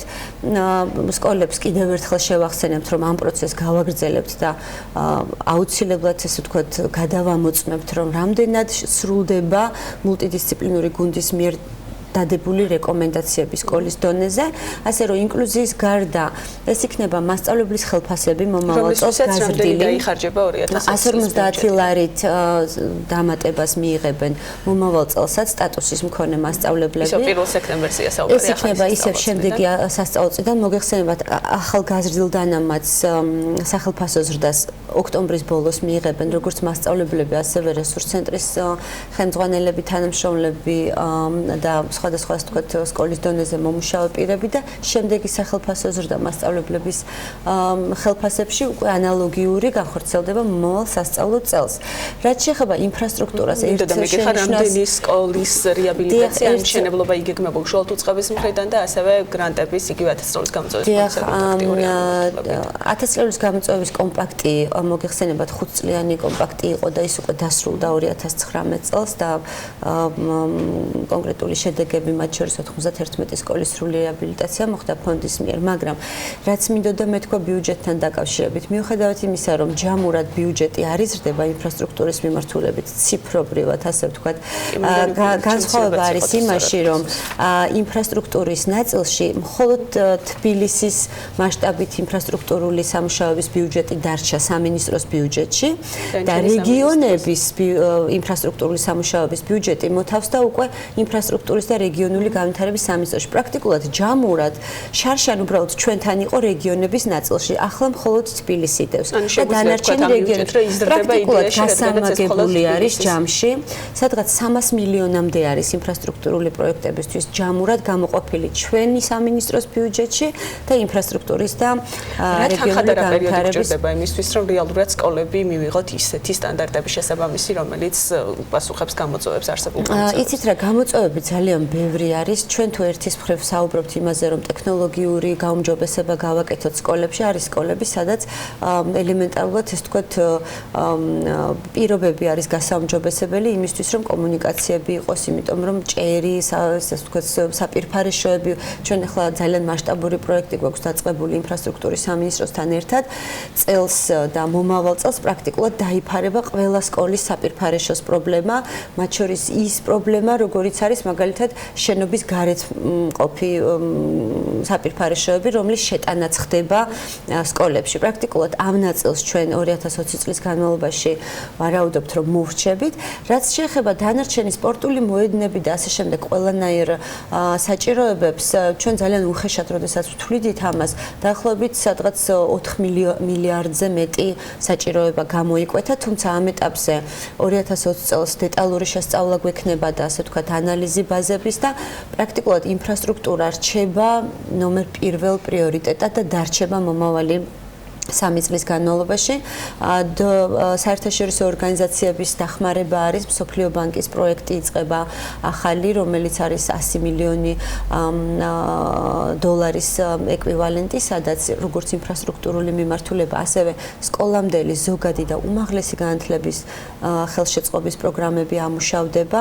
ეხლა მიმდინარეობს სესხის საინვესტიციო პროექტის რატიფიცირება პარლამენტში და ეფექტური გახდება პროექტი უკვე წლის ბოლოს და 2020 წელს ესეც ჩაეშვება. ასევე ამ პროექტის ფარგლებში არის ჩადებული უმაღლესი განათლების ახალი მოდელის დაფინანსების ხელშეწყობა, ვიცი რომ ეს თქვენ გაინტერესებთ. ის ბიუჯეტის შემცირება თქვენ რაც ახსენეთ უმაღლეს განათლებასთან მიმართებაში გამოწვეულია იმით, რომ პრაქტიკულად კომპაქტის დაფინანსება დასრულდა. სან-დიეგოს უნივერსიტეტის ფარგლებში იცით თქვენ, რომ სადღაც 60 მილიონი ამერიკული დოლარი დაიხარჯა როგორც ამერიკული მხრიდან, ასევე საქართველოს თანადაფინანსებით. შესაბამისად, ეს საქართველოს თანადაფინანსების ნაწილი მოეხსნება 2020 წელს, იმიტომ რომ აქტივობები, სამუშაოები 2019 წელს სრულდება. მათ შორის იცით, რომ თქვენ აშენდა სრულად ახალი ლაბორატორია ილიას სახელმწიფო სახელმწიფო უნივერსიტეტში სამეცნიერო მიმართულებებით და ბევრი სხვადასხვა პროგრამები. რაც შეეხება დაფინანსებას უმაღლესის მიმართულებით, როგორიც არის ეს სოციალური გრანტები, სახელმწიფო გრანტები და სხვადასხვა ამ მიმართულებით შემცირება არ მომხდარა, თუმცა მას შემდეგ რაც სოფლიო ბანკის დაფინანსება ამუშავდება უკვე 2020 წლიდან, უკვე 11 მილიონი ამერიკული დოლარი წამოვა უკვე ბანკის თანხები იმისათვის, რომ უნივერსიტეტების დაფინანსების ახალი მოდელი, რომელიც უკვე ასე ვთქვათ, კონცეპტუალურად შეკრულია, ის დაამუშავდეს. იცით რა, ჩვენი გეგმა არის და ამას პარლამენტში უკვე ბიუჯეტს რო წარვადგენთ, ალბათ იქაც განვიხილავთ, რა თქმა უნდა, იმიტომ რომ პარლამენტის თან შეთანხმებაც დასჭირდება ამ პროცესს.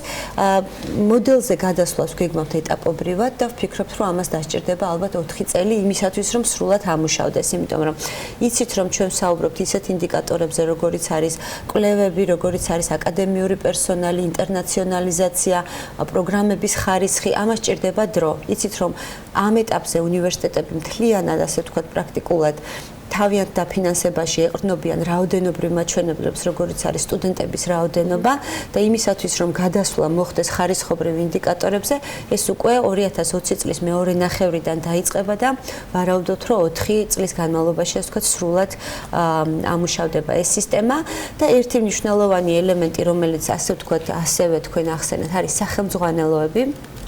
ჩვენ უკვე საერთაშორისო პარტნიორებთან მუშაობთ იმაზე, რომ შეიქმნას სტრატეგია სახელმწიფოს თქვათ სისტემაში სასკოლო სახელმძღვანელოების განვითარების მიმართულებით და გაზაფხულზე უკვე ამ სტრატეგიას წარმოვადგენთ. ეს იმას ნიშნავს, რომ ვაცნობიერებთ რა იმას, რომ სახელმძღვანელო არის ძირითადი რესურსი მასწავლებლისთვის ჩაატაროს კარგი გაკვეთილი, სახელმძღვანელო უნდა იყოს ევროპული საერთაშორისო სტანდარტის. შესაბამისად, კერძო სექტორთან თანამშრომლობით ისევ და ისევ, მაგრამ საერთაშორისო პარტნიორების მხარდაჭერით და მათი ჩართულობით ჩვენ მომავალში ვგეგმავთ, რომ პრაქტიკულად 4-5 წლის განმავლობაში ეტაპობრივად სკოლების სახელმძღვანელოები სრულად ჩანაცვლდეს და ასე ვთქვათ გაიმართოს იმ დონეზე, რომ ეს ჩანაცვლება უკვე 2021 წლიდან უკვე ძალიან ეფექტური გახდეს, თუმცა ის მე-7-მე-8 კლასის სახელმძღვანელოები, რომლის გრიფირებაზეც ახლა სამინისტრო მუშაობს, ასევე უკვე მოიაზრებს ბევრი ნიშნით, ასე ვთქვათ, ხარისხობრივ გაუმჯობესებას. და ბოლოს მინდა რომ კითხოთ ქალბატონარინა მოვასწრო, რამდენი ახალი პედაგოგი გვაქვს ჯამში მე ბოლოს როცა მოვიკითხეთ თქვენთან ეს თემა, კიდევ შერჩევის პროცესი იყო და ემატებოდა დღესდღეობით ბოლო ვითარება რამდენი გვაქვს, რამდენი ახალი პედაგოგი შევიდა სკოლაში, როგორ მიმდინარეობს პროცესი მონიტორინგი, როგორც ვიცი, ასევე ახორციელება. პროცესი მიმდინარეობს ოქტომბრის დასაწყისში უკვე ჯილდოების გადარიცხვა მოხდა, მასწავლებლებმა უკვე პრაქტიკულად ყველამ აიღო 6000-ზე მეტ მასწავლებელზეა საუბარი, იცით, sapensio ასაკს მიღწეულმა მასწავლებლებმა სახელმწიფო ჯილდო, პარალელურად გამოცხადებულია ვაკანსიები, სულ გამოცხადდა დაახლოებით 5000-მდე, ასე ვთქვათ, სასწავლო ადგილი, მაგრამ ეს იმას არ ნიშნავს, რომ სულ ახალი მასწავლებლები შეივსო. არსებულიდან გადავეწევდა და ახალი რამდენი მასწავლებელი არის მაძიებლის სტატუსით შესული და სადღაც 1000-ზე ცოტა მეტი მასწავლებელი არის უკვე, რომელიც სრულად ახალი შევიდა სისტემაში. თუმცა ეს პროცესი გაგრძელდება და გრძელდება წლის ბოლომდე და ასე ვთქვათ, ერთის მხრივ მიზანი არის, რომ არსებულ მასწავლებლებს შეევსოთ მაქსიმალურად საათები და მათი ხელფასი კიდევ უფრო მაღალი გახდეს და მეორეს მხრივ, რაც შეიძლება მეტი ახალგაზრდა მოვიზიდოთ. ერთ ციფრს გეტყვით, გამოცდების მეორე რეგისტრაცია იყო გამოცხადებული წელს ხომ ორჯერ შევთავაზეთ პედაგოგებისთვის და როგორც წინა შემთხვევაში ახლაც 10000-მდე ადამიანი არის ამ 30000-დან, რომელიც არის არამოქმედი მასწავლებელი და არაპრაქტიკოსი ამ ეტაპზე. ეს ინტერესი იზრდება სკოლების მიმართ და დარწმუნებული ვარ რეაგირება და ეს კოორდინაცია იქნება კარგი და ასე ვთქვათ შედეგიანი, რაც ყველაზე მთავარია. ირინა ბულაძე საქართველოს განათლების, მეცნიერების, კულტურისა და სპორტის მინისტრი იყო ჩვენი დღევანდელი დილის სტუმარი. მადლობა თეთია მასპინძლობისათვის და მადლობა ჩვენ სტუმარ საინტერესო ამბისათვის. წინ ახლა სარეკლამო პაუზა გველდება და რამდენიმე წუთში დაგებრუნდებით.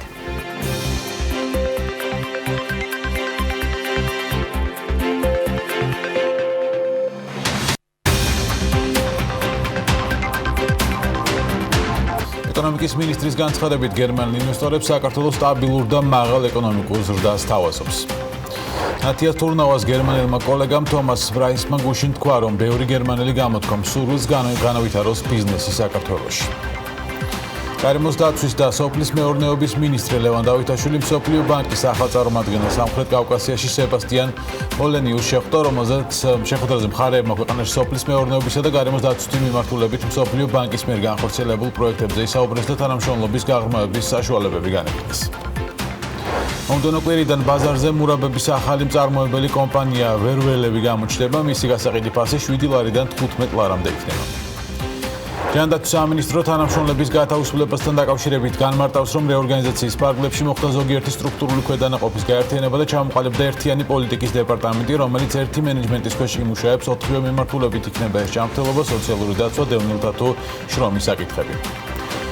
2020 წელს მალთაყვას ბულვარის სამშენებლო სამუშაოები დაიწყება ფოთის მერის პირველი მოადგილის განცხადებით. მალთაყვას სანაპირო ზოლის და ბულვარის განვითარების არსებული პროექტი იცვლება და ტერიტორიის ხელახლა პროექტირებაზე ფოთის მერიის მხრიდან დავალება უკვე გაცემულია.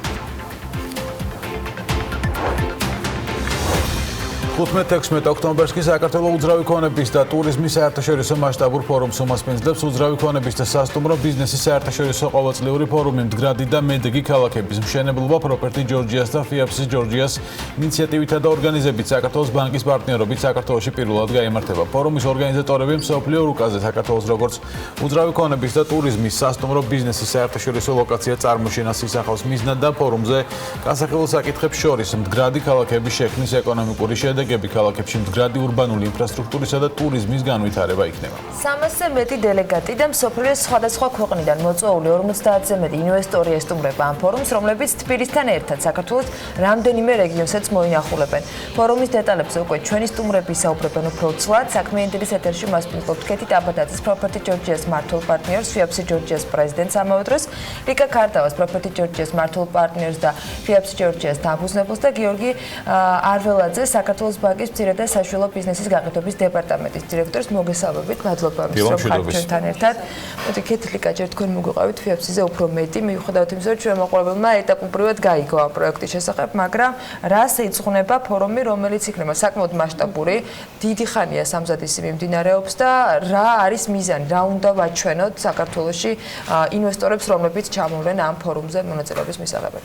ანა, პირველ რიგში ძალიან დიდი მადლობა ამ შესაძლებლობისთვის. ნამდვილად მნიშვნელოვანია, რომ მაყურებელს, თქვენს აუდიტორიას მოვუყვეთ ამ ფორუმის მნიშვნელობის შესახებ.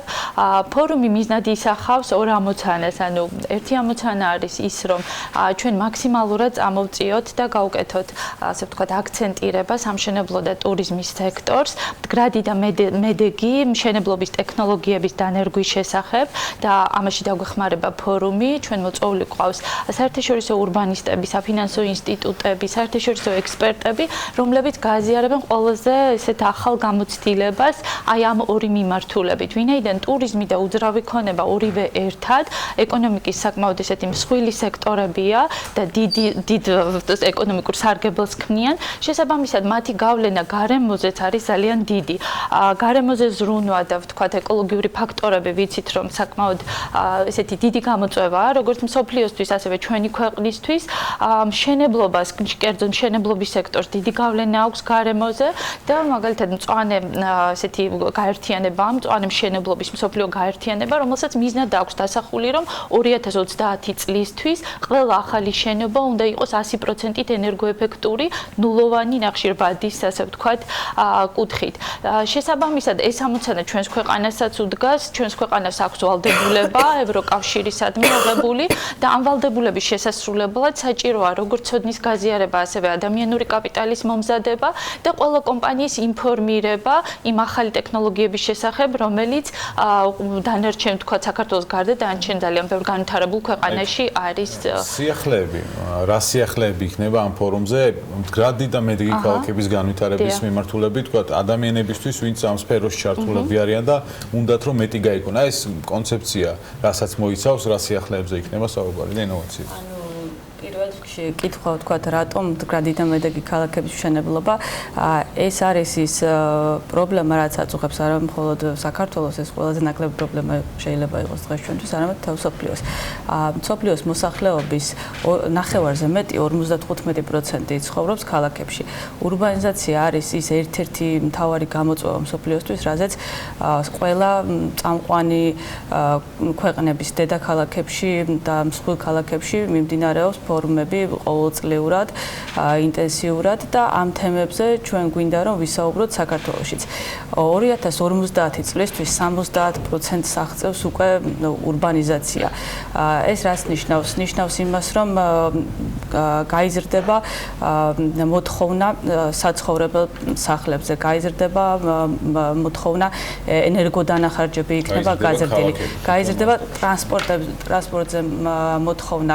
ეს ყველაფერი კი გარემოზე პირდაპირ უკუქმედებს და ნეგატიურ ზეგავლენას ახდენს და სწორედ იმისთვის რომ შემდგომში არ დაგვიდგეს არასასურველი შედეგები, დღეს უნდა ვისაუბროთ ამ თემებზე, მათ შორის თბილისშიც და ჩვენი მთავარი მიზანია რომ საქართველო როგორც ახსენეთ, დაპოზიციონერდეს სოფლიო რუკაზე, როგორც უძრავი ქონების და ტურიზმის საერთაშორისო მიმზიდველობის ცენტრი და რაც თავარია ჯანსაღი აქცენტებით. და ეს გვინდა რომ იყოს მთავარი ჩვენს ფორუმზე 15 ოქტომბერს. თუმცა ამითი ჩვენ არ ვასრულებთ ამ კუთხით მუშაობას. ამის გაგრძელება იქნება 6 თვის თავზე მსხვილი დაჯილდოება, საერთაშორისო დაჯილდოება, რომლის ფარგლებში დაჯილდოვდებიან არა მხოლოდ ქართული პროექტები, არამედ საერთაშორისო პროექტები, რომლებიც გამორჩეული არიან თავიანთი მდგრადი და მედეგი განვითარების კონცეფციით. ამ პროექტებზე ყველა იმისდებს მოგემთ კიდევ ვისაუბროთ, მაგრამ მე მინდა ვიკითხო გიორგისთან, მიუხედავად იმისა, რომ საქართველოს ბანკს ძალიან ბევრი მიმართულებით აქვს პროექტები, პროდუქტები შეთავაზებული პარტნიორებისთვის თუ პოტენციური პარტნიორებისთვის, თქვენთვის რატომ არის საინტერესო ეს მიმართულება, ფორუმი, ზოგადად FIAPS და შეკრება, რომელიც ამ კონკრეტულ მიმართულებაზე აკეთებს აქცენტს. რამდენად არის დღეს მოთხოვნადი სწორედ ასეთი კრიტერიუმებით თქვენთვის ბიზნესთან ურთიერთობა? როგორც უკვე აღინიშნა, საქართველოს ეკონომიკის ერთ-ერთი წამყვანი სექტორი არის სამშენებლო სექტორი და სასტუმრო სექტორი, ამიტომ ამ კუთხით ძალიან მნიშვნელოვანია და თვითონ ფორუმის მასშტაბიდან გამომდინარე, ესეთი მასშტაბის ფორუმი ჯერ არ გამართულა საქართველოში, თუნდაც ინვესტორების ხარისხიდან გამომდინარე და გაშუქების კუთხითაც, იმიტომ რომ სოფლიოს წამყვანი მედია იქნება ამ ფორუმის გამშუქებელი.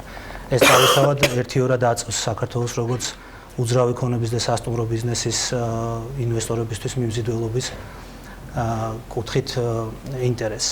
თვითონ საქართველოს ბანკს რაც შეეხება, მხოლოდ საქართველოს ბანკი არ იქნება მხარდამჭერი ამ ფორუმის, ეს იქნება საქართველოს ბანკის ჯგუფი, მათ შორის იქნება საქართველოს ბანკი კლასიკური საბანკო პროდუქტებით წარმოდგენილი, გალტენტაგარტი, პირველი საინვესტიციო ბანკი, რომელიც წარმოდგენილი იქნება თავისი კვლევებით, იმ ინფორმაციით, რომელსაც აწვდის ბიზნეს სექტორს, ძალიან მნიშვნელოვანია ეს. და იმ მექანიზმებით, საიდან შეიძლება ბიზნეს სექტორმა დამატებით რაღაც ფინანსები მოიზიდოს, იქნება ეს ფასიანი ქაღალდების თუ სხვა მექანიზმების სახით და წამყვანი უძრავი ქონების პლატფორმა ეს არის ARIAG, რომელიც სულ ახლახან იქნება ბაზარზე წარდგენილი და უკვე საკმაოდ კარგი პოზიციები აქვს დაკავებული. და თავისთავად კომპლექსურად ეს ეკოსისტემა იქნება ის, რასაც ჩვენ შევთავაზებთ. ამ პროდუქტებს და ამ მრავალმხრივ მიმართულებაზე საუბრობთ, ეხლა კეთი საუბრობდა თქვათ იგივე ურბანიზაციის დონეზე, ჩვენ სოფლიოს ჭრილში უყურებთ, მათ შორის საქართველოსაც. თქვენ იგივე გალტენტაგარტის კვლევებიდან და ანალიტიკიდან გამომდინარე, იმ ინფორმაციიდან და ანალიტიკიდან, რომელსაც ARIA გაძლევთ ჯამში, იმიტომ რომ ყველა მონაცემი გაქვთ ფაქტობრივად ხელთ და ეს მონაცემები არის ძალიან საინტერესო ინვესტორებისთვის, მაგრამ მეორე მხრივ თქვენთვის, როგორც მათ შორის ბანკისთვის როგორც ჯგუფისთვისაც. რა გამოწვევებს ხედავთ და რა პოტენციალს ხედავთ ქართულ რეალობაში, როცა ვსაუბრობთ მდგრად და მედეგ განვითარებაზე და იგივე ენერგოეფექტურ თქვათ შენობებზე, რომელიც ჯერ მხოლოდ თქვათ საუბრის დონეზეა პოპულარული და არა იმდენად თქვათ პრაქტიკაში, როცა რაღაც მშენებლობებზე ლაპარაკობთ. ენერგოეფექტურობა საკმაოდ ტრენდული ტერმინი არის, ასე თქვა და იმედია მოქმედებაშიც გადაიზრდება ეს ტრენდი მხოლოდ სიტყვებიდან. ამისთვის თვითონ საერთაშორისო ორგანიზაციები არიან საკმაოდ მოწადინებულები სხვადასხვა ფინანსურ რესურსს გამოყოფენ ხშირ შემთხვევაში ჩვენ ვცდილობთ რომ ეს კომპანიებამდე მივიტანოთ რომ მათთვის ეს არის არა მხოლოდ სოციალური ვალდებულება, არამედ ეკონომიკურად მომგებიანი და პერსპექტიული საქმიანობა. ამავდროულად თვითონ საზოგადოებაშიც თანდათან იწყება მოთხოვნილება, რომ ორ თანაბარ შეთავაზებას შორის აარჩიონ ის, რომელიც სოციალურად უფრო პასუხისმგებლიანი არის, რომელიც ეკონომიკურად უფრო მომგებიანი იქნება მისთვის მომავალში ნაკლები კომუნალური სახით თუ სხვა რაღაც ბენეფიტებით. სწორედ ამიტომ ჩვენც მომავალში სწორედ ასეთ ეკონომიკურ სუბიექტებს ვხედავთ პერსპექტიულს და განვითარებას რაღაც გრძელვადიან პერიოდში, რომ მდგრად განვითარებას აჩვენებენ. ანუ მოთხოვნა მოიტანს რეალურად თქვა, ანუ ბაზრის მოთხოვნა მოიტანს იმასაც, რომ კომპანიები შეთავაზებებით ამ ნაწილში გაჯანსაღდეს. ჩვენ როგორც ეკონომისტებს და ფინანსურ ინსტიტუტს ვჯერა, რომ მოთხოვნა არის მთავარი მამოძრავებელი ძალა საზოგადოების და ამ ტიპის იმის და ჩვენ ვცდილობთ რაღაც ფასილიტაცია გავუწიოთ ამ მოთხოვნას. კაკეთი, როცა ამ ფორმით ვუსადებით თვითონ დარწმუნებულა რომ არ დარჩა ინფორმაცია, რომელიც თქვენს ანალიტიკაში ამოხდოდა, მაგრამ ამ წერა როცა შენ სტატისტიკას მოგყავდა, კაკეთი, რამდენად არის საქართველო, გვინდა რომ ჩვენც ვაჩვენოთ რომ საქართველო არის ამის ნაწილი, გვინდა რომ საქართველოში იყოს ასეთი მასშტაბური ფორუმი და ჩვენგან ისმოდეს ხმა, მაგრამ რამდენად ვართ ჩვენ ამ სტატისტიკის ჩვეულებრივი წევრები და არა ვართ ამოვარდნილები ტენდენციები და რა რეალობის წინაშე ვართ დღეს? ძალიან კარგი შეკითხვაა, ანა. სწორედ იმის გათვალისწინებით, რომ ჩვენ ამ მიმართულებით ვართ განვითარებადი ბაზარი და არის ბევრი ესეთი ქვეყანა, რომელთან სწორებად შეიძლება და რომლისგანაც საუკეთესო პრაქტიკების გაზიარება, თუმცა ჩვენთანაც არის რიგი პროექტები, რომლებშიც გამოყენებულია ენერგოეფექტურობის, მდგრადობის, მედეგობის ძალიან მაღალი ტექნოლოგიები და ეს არის უშუალო დეველოპერის გადაწყვეტილება თავისი კერძო რესურსებით ახდენს ინვესტირებას აი ესეთ მომავალში, თუმცა ეს არ არის რაღაცა ესეთი ყოველდღე გავრცელებული პრაქტიკა, რომლის დანერგვაც გვინდა ჩვენ. ანუ ესეთი ფორუმები და შეხვედრები მიზნად ისახავს იმას, რომ როგორც გიორგი აღნიშნა, გავაჩინოთ მოთხოვნა უფრო ხარისხიან, უფრო გრძელვადიან გარემოზე გათვლილ მშენებლობაზე, სადაც ადამიანი უკეთესად იცხოვრებს, ადამიანის თვის ეკოლოგიურად სუფთა პირობები იქნება, მისი თქვა ბიუჯეტი დაიზოგება და საერთო ჯამში ეკოსისტემა გაჯანსაღდება. მინდა აღვნიშნო ის, რომ აი ამ წამოწყების, ასე ვთქვათ, და ინიციატივის ძალიან დიდი მხარდამჭერები აღმოჩნდნენ ჩვენი ძლიერი პარტნიორები, საქართველოს ბანკი, გალთენთაგარდი, არეა, ასევე ფაქტიურად მთელი სექტორი ჩართულია. კოლიერსი არის მეთოდოლოგიის პარტნიორი, რომელიც როგორც კეთი აღნიშნა, დაჯილდოების ნაწილში მდგრადი და მედეგი კატეგორიების კრიტერიუმები შეიმუშავა. Pricewaterhouse არის ინტელექტუალური პარტნიორი, რომელიც მთელი თავისი ქსელით ჩართულია, რომ ჩამოიყვანოს, ვთქვათ, მწვანე ქალაქების ექსპერტები, რომლებიც, ვთქვათ, გააზიარებენ ცოდნას. Remax Capital ასევე საერთაშორისო კომპანია, Allianz ჯგუფი, რომელიც მსხვილი დეველოპერია და თავისი პროექტებით გამორჩეული საერთაშორისო პროექტებით. Lisi Development, რომელიც თავისი კონცეფციით 80-ზე სწორედ ეკომეგობრული მშენებლობის საუკეთესო მაგალითია ქვეყანაში. და კიდევ არაერთი კომპანია აღნიშნავს ასევე სახელმწიფოს მხრიდანაც აწარმოებს საქართველოს ტურიზმის დეპარტამენტი, ეკონომიკის სამინისტრო, რომლებიც არიან ჩართულები აქტიურად. ანუ შეიძლება ითქვას, რომ ეს რაღაცა კარგი დასაწყისი არის, ყოველწლიური დასაწყისი საჯარო კერძო თანამშრომლობის, რომელიც, საექსპერიმენტოა და მოლოდინი გვაქვს იმის, რომ კიდევ უფრო მეტი ჩართულობა იყოს, თუნდაც სახელმწიფოს მხრიდან მეტი ინიციატივები, კერძო სექტორის მზაობა ნამდვილად არის და რაც შეიძლება მეტი შედეგები, ანუ ეს არ უნდა იყოს ფორუმისთვის, ამას აუცილებლად უნდა მოყვეს ნაბიჯები. ვინც შეიძლება ვინ ჩამოთვალე და ყველა ჩართულია მე მგონი, ხო მომავალ წელს საუბრობთ, ნახოთ კიდევ ვინ დაემატება ამ ჩამოთვალეს. ასევე რაც ძალიან მნიშვნელოვანია, ფინანსებზე იყო საუბარი, გიორგი აღნიშნა, რომ საერთაშორისო საფინანსო ინსტიტუტები მუშაობენ ამ კუთხით და ჩვენი ფორუმის ფარგლებში ერთ-ერთი პანელი გვაქვს ფინანსებზე ხელმისაწვდომობის პანელი, სადაც იქნება საუბარი სწორედ იმაზე, თუ დეველოპერს, რომელსაც აქვს სურვილი, რომ მისი პროექტი იყოს მდგრადი და შეესაბამებოდეს შესაბამის რეგულაციებს, რაც საქართველოში უკვე თანდათანობით ეტაპობრივად შემოვა.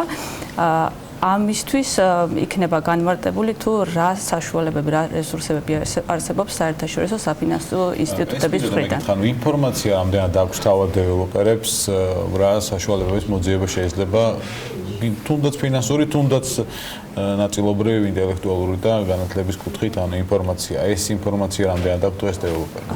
ამ ეტაპზე ესე საჯაროდ მიწოდებული დეველოპერების მიმართ არ არის ეს ინფორმაცია, მე რამდენადაც ვიცი თვითონ ცალკეულად ეძებენ ამ გზებს თუ როგორ მოახდინონ თანხების მიღება, რომ აშენონ ეკომეგობრული და ენერგოეფექტური შენობები. დავამატებ იმას, რომ ეს ფორუმი სწორედ მაგ მიზანს ემსახურება, რომ თქვათ ფინანსური ინსტიტუტების წინადადებები გავეცნოთ კერძო სექტორს და მათ შეძლონ კონკრეტული პროგრამების და თქვათ შეთავაზებების გაცნობა და გამოიყენონ ეს მომავალში, რადგანაც ფინანსური რესურსების გარეშე ძალიან რთულია ესეთი თქვათ კონცეფციის პროექტების განვითარება, რადგანაც საკმაოდ ხარჯტევადია და ამისთვის დეველოპერი უნდა იყოს მზად. თუმცა ამას გრძელვადიანი ეფექტი აქვს სასაკურველოდ. ყველა მიმართულებით დაინტერესებულ კომპანიებს და არა მხოლოდ პრინციპში ყველასთვის, ვინც ამ ფორმით აპირებს, რომ ან ბიზნესი განავითაროს, ან უბრალოდ საკუთარ საცხოვრებელზე იფიქროს, ძალიან საინტერესო ინფორმაციებს მიიღებენ. 17 და 16 და 15 და 16 ოქტომბერს კეთი ტაბატაძის Property Georgia's მართულ პარტნიორს FIAPS Georgia's პრეზიდენტს და ლიკა ქარდაოს Property Georgia's მართულ პარტნიორს და FIAPS Georgia's დაფუძნებას დაარწმუნებულობ კიდევ არაერთხელ შევხვდებით და ინფორმაციებს გავაახლებთ. მადლობა გიორგი არველაძეს, საქართველოს ბანკის მცირე და საშუალო ბიზნესის გაყიდვების დეპარტამენტის დირექტორს და დაარწმუნებულია, რომ ასეთი პარტნიორების შემთხვევაში შეუძლებელია, რომ ეს პროექტი არ გამოვიდეს ისეთი, როგორც თქვენ ჩანაფიქრში გქონდათ, მით უმეტეს ამტეხნიანი მუშაობის შემდეგ წარმატებებს გისურვებთ და ძალიან დიდი მადლობა იმისთვის, რომ იყავით ჩვენთან ერთად. სარეკლამო პაუზაზე უნდა გავიდეთ და რამდენიმე წუთში დაგებრუნდებით.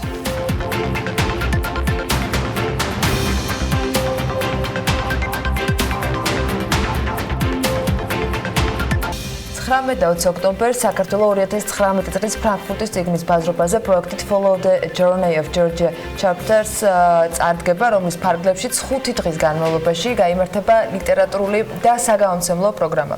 ბაზრობაზე მისულ უცხოელ დამთვალიერებელს საქართველოს აღმოჩენა 3 სხვადასხვა სივრცეში შეეძლება. ეს არის საქართველოს ეროვნული სტენდი, გამოცემული და გამოუცემელი ქართული საბავშვო წიგნები და სტენდის Spent 4 Seasons in Georgia. როგორც წარსდგება საქართველოს წერის ფესტივალზე და რით იქნება გამორჩეული, ამას მარიამ ადამიანს სტუმართან ერთად გაგვაცნობს, თუმცა აუცილებლად უნდა აღვნიშნო ის სიახლე, რომელიც უკვე შეთანხმებულ სტუმარს წამოეწია გუშინ საღამოს. ეს არის გადაწყვეტილება, რომლის მიხედვითაც 2021 წელს თბილისი გახდება წიგნის ქალაქი და წიგნის მსოფლიო დედაქალაქი. მაგრამ ვიდრე ამაზე საუბარს გავაგრძელებთ და სტუმარს წარვადგენთ, გეტყვით, რომ პროექტის ფარგლებში ქართული და უცხოელი მწერლებისა და გამომცემლების მონაწილეობით საქართველოს ეროვნული სტენდის სცენაზე და ბაზრობის სხვა სივრცეებში დაგეგმილია 20-მდე ლიტერატურული და ბიზნეს ღონისძიება. 10-მდე ქართული გამომცემლობა 5 დღის განმავლობაში უცხოელ გამომცემლებს სხვადასხვა ფორმატში ქართული ლიტერატურას გააცნობს. ბაზრობის მეორე დღეს კი საქართველოს ეროვნული სტენდი ტრადიციულად უმასპინძლებს საზეიმო მიღებას, რომელსაც ფრანკფურტის წიგნის ბაზრობის ორგანიზატორები და მსოფლიო საგამომცემლო სფეროს პროფესიონალები დაესწრებიან. მეტ დეტალს კი უკვე გვანსაჯობავა წიგნის გამომცემლთა და გამავრცელებელთა ასოციაციის პრეზიდენტი მოგუყვება დილა მშვიდობისა. კიდევ ერთხელ აუცილებლად უნდა დავიწყოთ იუნესკოს გადაწყვეტილებით, რომლის თანახმადაც კიდევ ერთხელ გავიმეორებ 2021 წელს წიგნის მსოფლიო დედაქალაქად დასახელდა თბილისი. რას გულისხმობს ეს ჩვენთვის და როგორ უნდა მოვემზადოთ 2021 წლისთვის, იმისთვის რომ ღირსეულად წარვდგეთ მსოფლიოს წიგნის მსოფლიოს წარმოადგენლების თვალწინ. მოგესალმებით, ძალიან დიდი მადლობა მოწვევისთვის.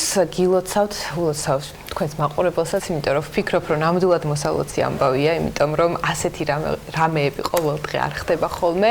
იუნესკო მართლაც ძალიან მნიშვნელოვანი პასუხისმგებლობაც დაგვაკისრა ამ სტატუსთან ერთად. პროცედურა იყო ასეთი, რომ ჩვენ წელს პირველად გადავწყვიტეთ, რომ გვეცადა ბედი, იმიტომ რომ ეს არის კონკურსი, სადაც არაერთი ქვეყანა იღებს მონაწილეობას და ყველას უნდა რომ მიიღოს ეს სტატუსი.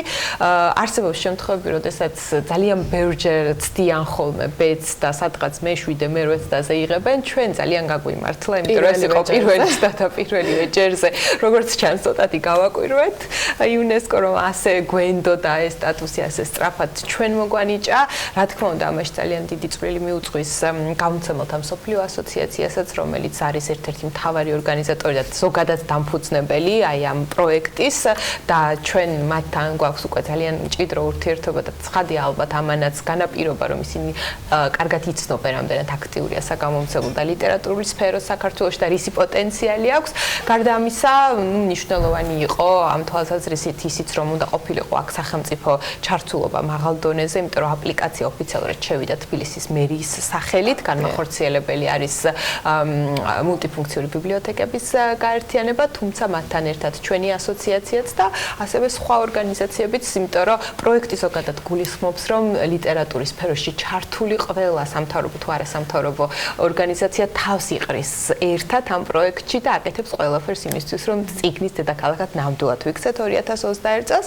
რას გავაკეთებთ? გავაკეთებთ იმას, რომ ფრანკფურტის შარშანდელი წლისგან განსხვავებით, სადაც მეტი აქცენტი იყო საერთაშორისო ასპარეზზე ლიტერატურის გატანაზე, აქ უფრო მეტად აქცენტი არის, რომ ქვეყნის შიგნით, ასე ვთქვათ, ბევრი მიმართულებით და ბევრი კუთხით საგამომცემლო და ლიტერატურის სფერო განვითარდეს, მათ შორის ბიბლიოთეკების მიმართულებაც და შევივსოთ ის დანაკლისებიც, რომელიც შეიძლება ამ დრომდე იმიტომ გქონდა, რომ იდეებად გქონდა, ასეც ამ პროექტების განხორციელება, მაგრამ ფინანსური რესურსი ამის არ გქონდა.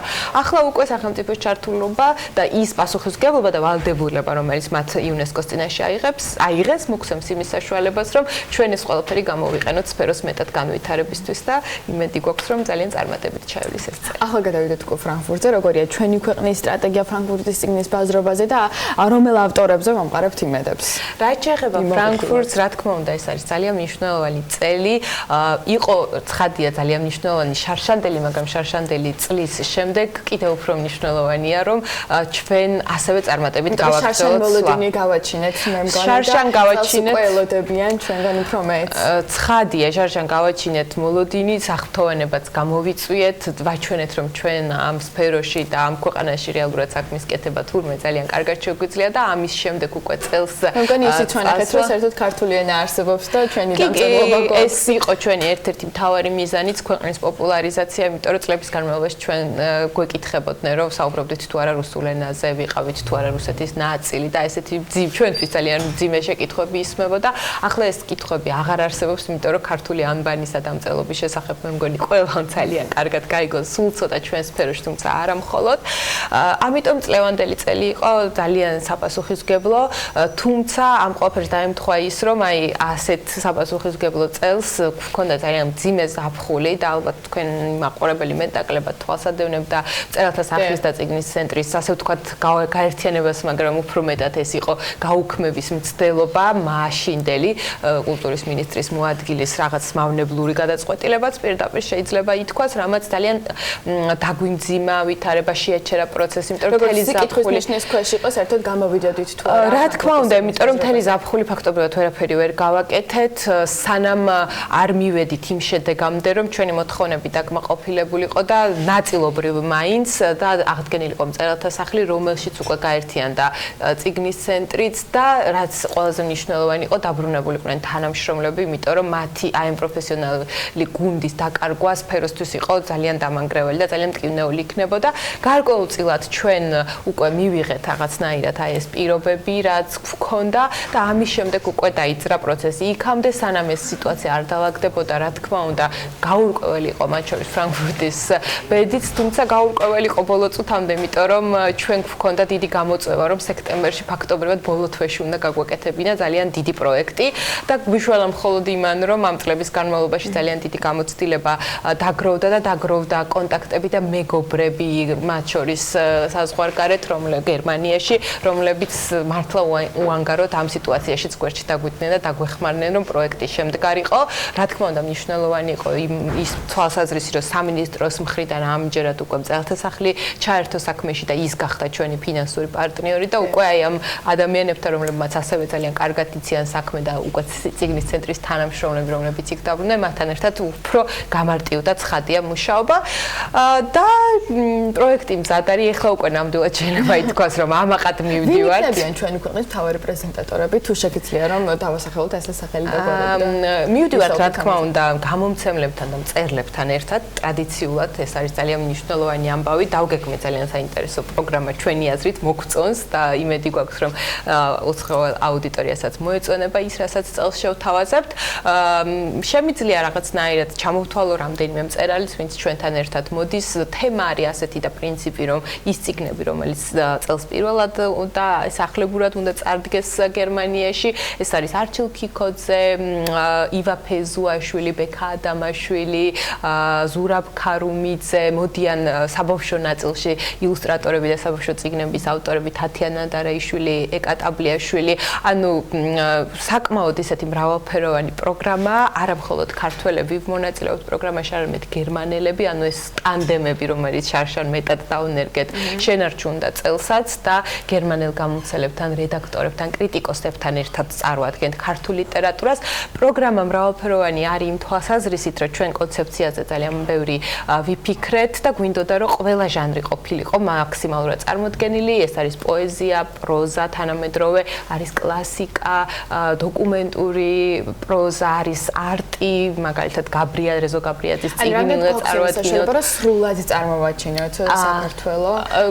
აი ამას სწორედ ამას ემსახურება და გარდა ლიტერატურის, ახლა რასაც ჩვენ ვსაუბრობთ, ერთი მნიშვნელოვანი მიმართულება არის ასე ვთქვათ ბიზნეს მიმართულება, რომელიც გულისხმობს საგამომცემლო სექტორის ხელშეწყობას და მათთვის სპეციალური პლატფორმები გვაქვს დაგეგმილი, სადაც მათ ბიზნეს ურთიერთობების დამყარება შეეძლებათ კვლავაც არა მხოლოდ გერმანელ, არამედ სხვადასხვა ქვეყნიდან უცხოელ გამომცემლებთან და არის ასევე ქვეყნის პოპულარიზაციის მიმართულება, რომელიც კვლავაც შევინარჩუნეთ და ყველასთვის საყვარელი კამპანია, რომელიც დაიწყო როგორც Spend Your Summer in Georgia და ახლა უკვე 4 სეზონად გადაიქცა, მათ ფრანკფურტის ციგნის ბაზრობამ 8 შემდეგ რაც აი ამ კამპანიის შესახებ შეიტყო, საჩუქრად გადასცა უუფასოდ სრულიად სტენდი სპეციალურ სივრცეში, რომელიც ემსახურება ტურიზმს და სოფლის მეურნეობას, ამიტომ ამ კამპანიის წარმომადგენლები თავისი სტენდით იქნებიან წარმოდგენილი, მოყვებიან ისტორიებს ზოგადად როგორ დაიწყო ეს კამპანია და რით იყო გამოწვეული და რა თქმა უნდა საქართველოს პოპულარიზაციას გასწევენ, ამიტომ ჩვენ კვლავაც ვაგრძელებთ იმ ტენდენციას, რომ ფრანკფურტი ეს არ არის მხოლოდ ლიტერატურა, თუმცა ცხადია მნიშვნელოვანი ნაწილია, ეს არის ტურიზმი, ეს არის ქვეყნის პოპულარიზაცია, ეკონომიკის წახალისება და ნუ ბევრი მიმართულებით შეიძლება ხეირი ვნახოთ, თუ კი კარგად წარდგებით ხოლმე ამ ბაზრობას. ძალიან დიდი მადლობა. წარმატებებს გისურვებთ. გვანცა ჯობოა წიგნის გამომცემელთა და გამორჩეულებელთა ასოციაციის პრეზიდენტი იყო ჩვენთან ერთად და მოკლედ ვსაუბრობდით 16-20 ოქტომბერს დაგეგმილ ფრანკფურტის წიგნის ბაზრობაზე, სადაც საქართველო ტრადიციულად ძალიან ღირსეულად წარსდგება დარწმუნებული ვარ. წარმატებები საქართველოს ფრანკფურტის წიგნის ბაზრობაზე და წარმატებები იმ სამუშაოში, რომელიც 2021 წლისთვის წინ გვექნება, იმიტომ რომ დარწმუნებული ვარ, ძალიან ბევრი იქნება გასაკეთებელი. მადლობა მარიამშენ და ჩვენ სტუმარს ძალიან საინტერესო საუბრისთვის ჩვეულად. ჩვენ კი მათთან ერთად უნდა დავასრულოთ დღევანდელი საქმიანი დილის ეთერი, წინ საქმის კურსის გამოშვებები გეუდებათ. ბექა ბაციკაძესთან ერთად, რა თქმა უნდა, მუდმივად განახლებადი ამბები BM წერტილიჯიზე და ხვალ დილით ზუსტად 8-ზე შევხვდებით ერთმანეთს ტელევიზიის ეთერში. ბედნიერ დღეს გისურვებთ.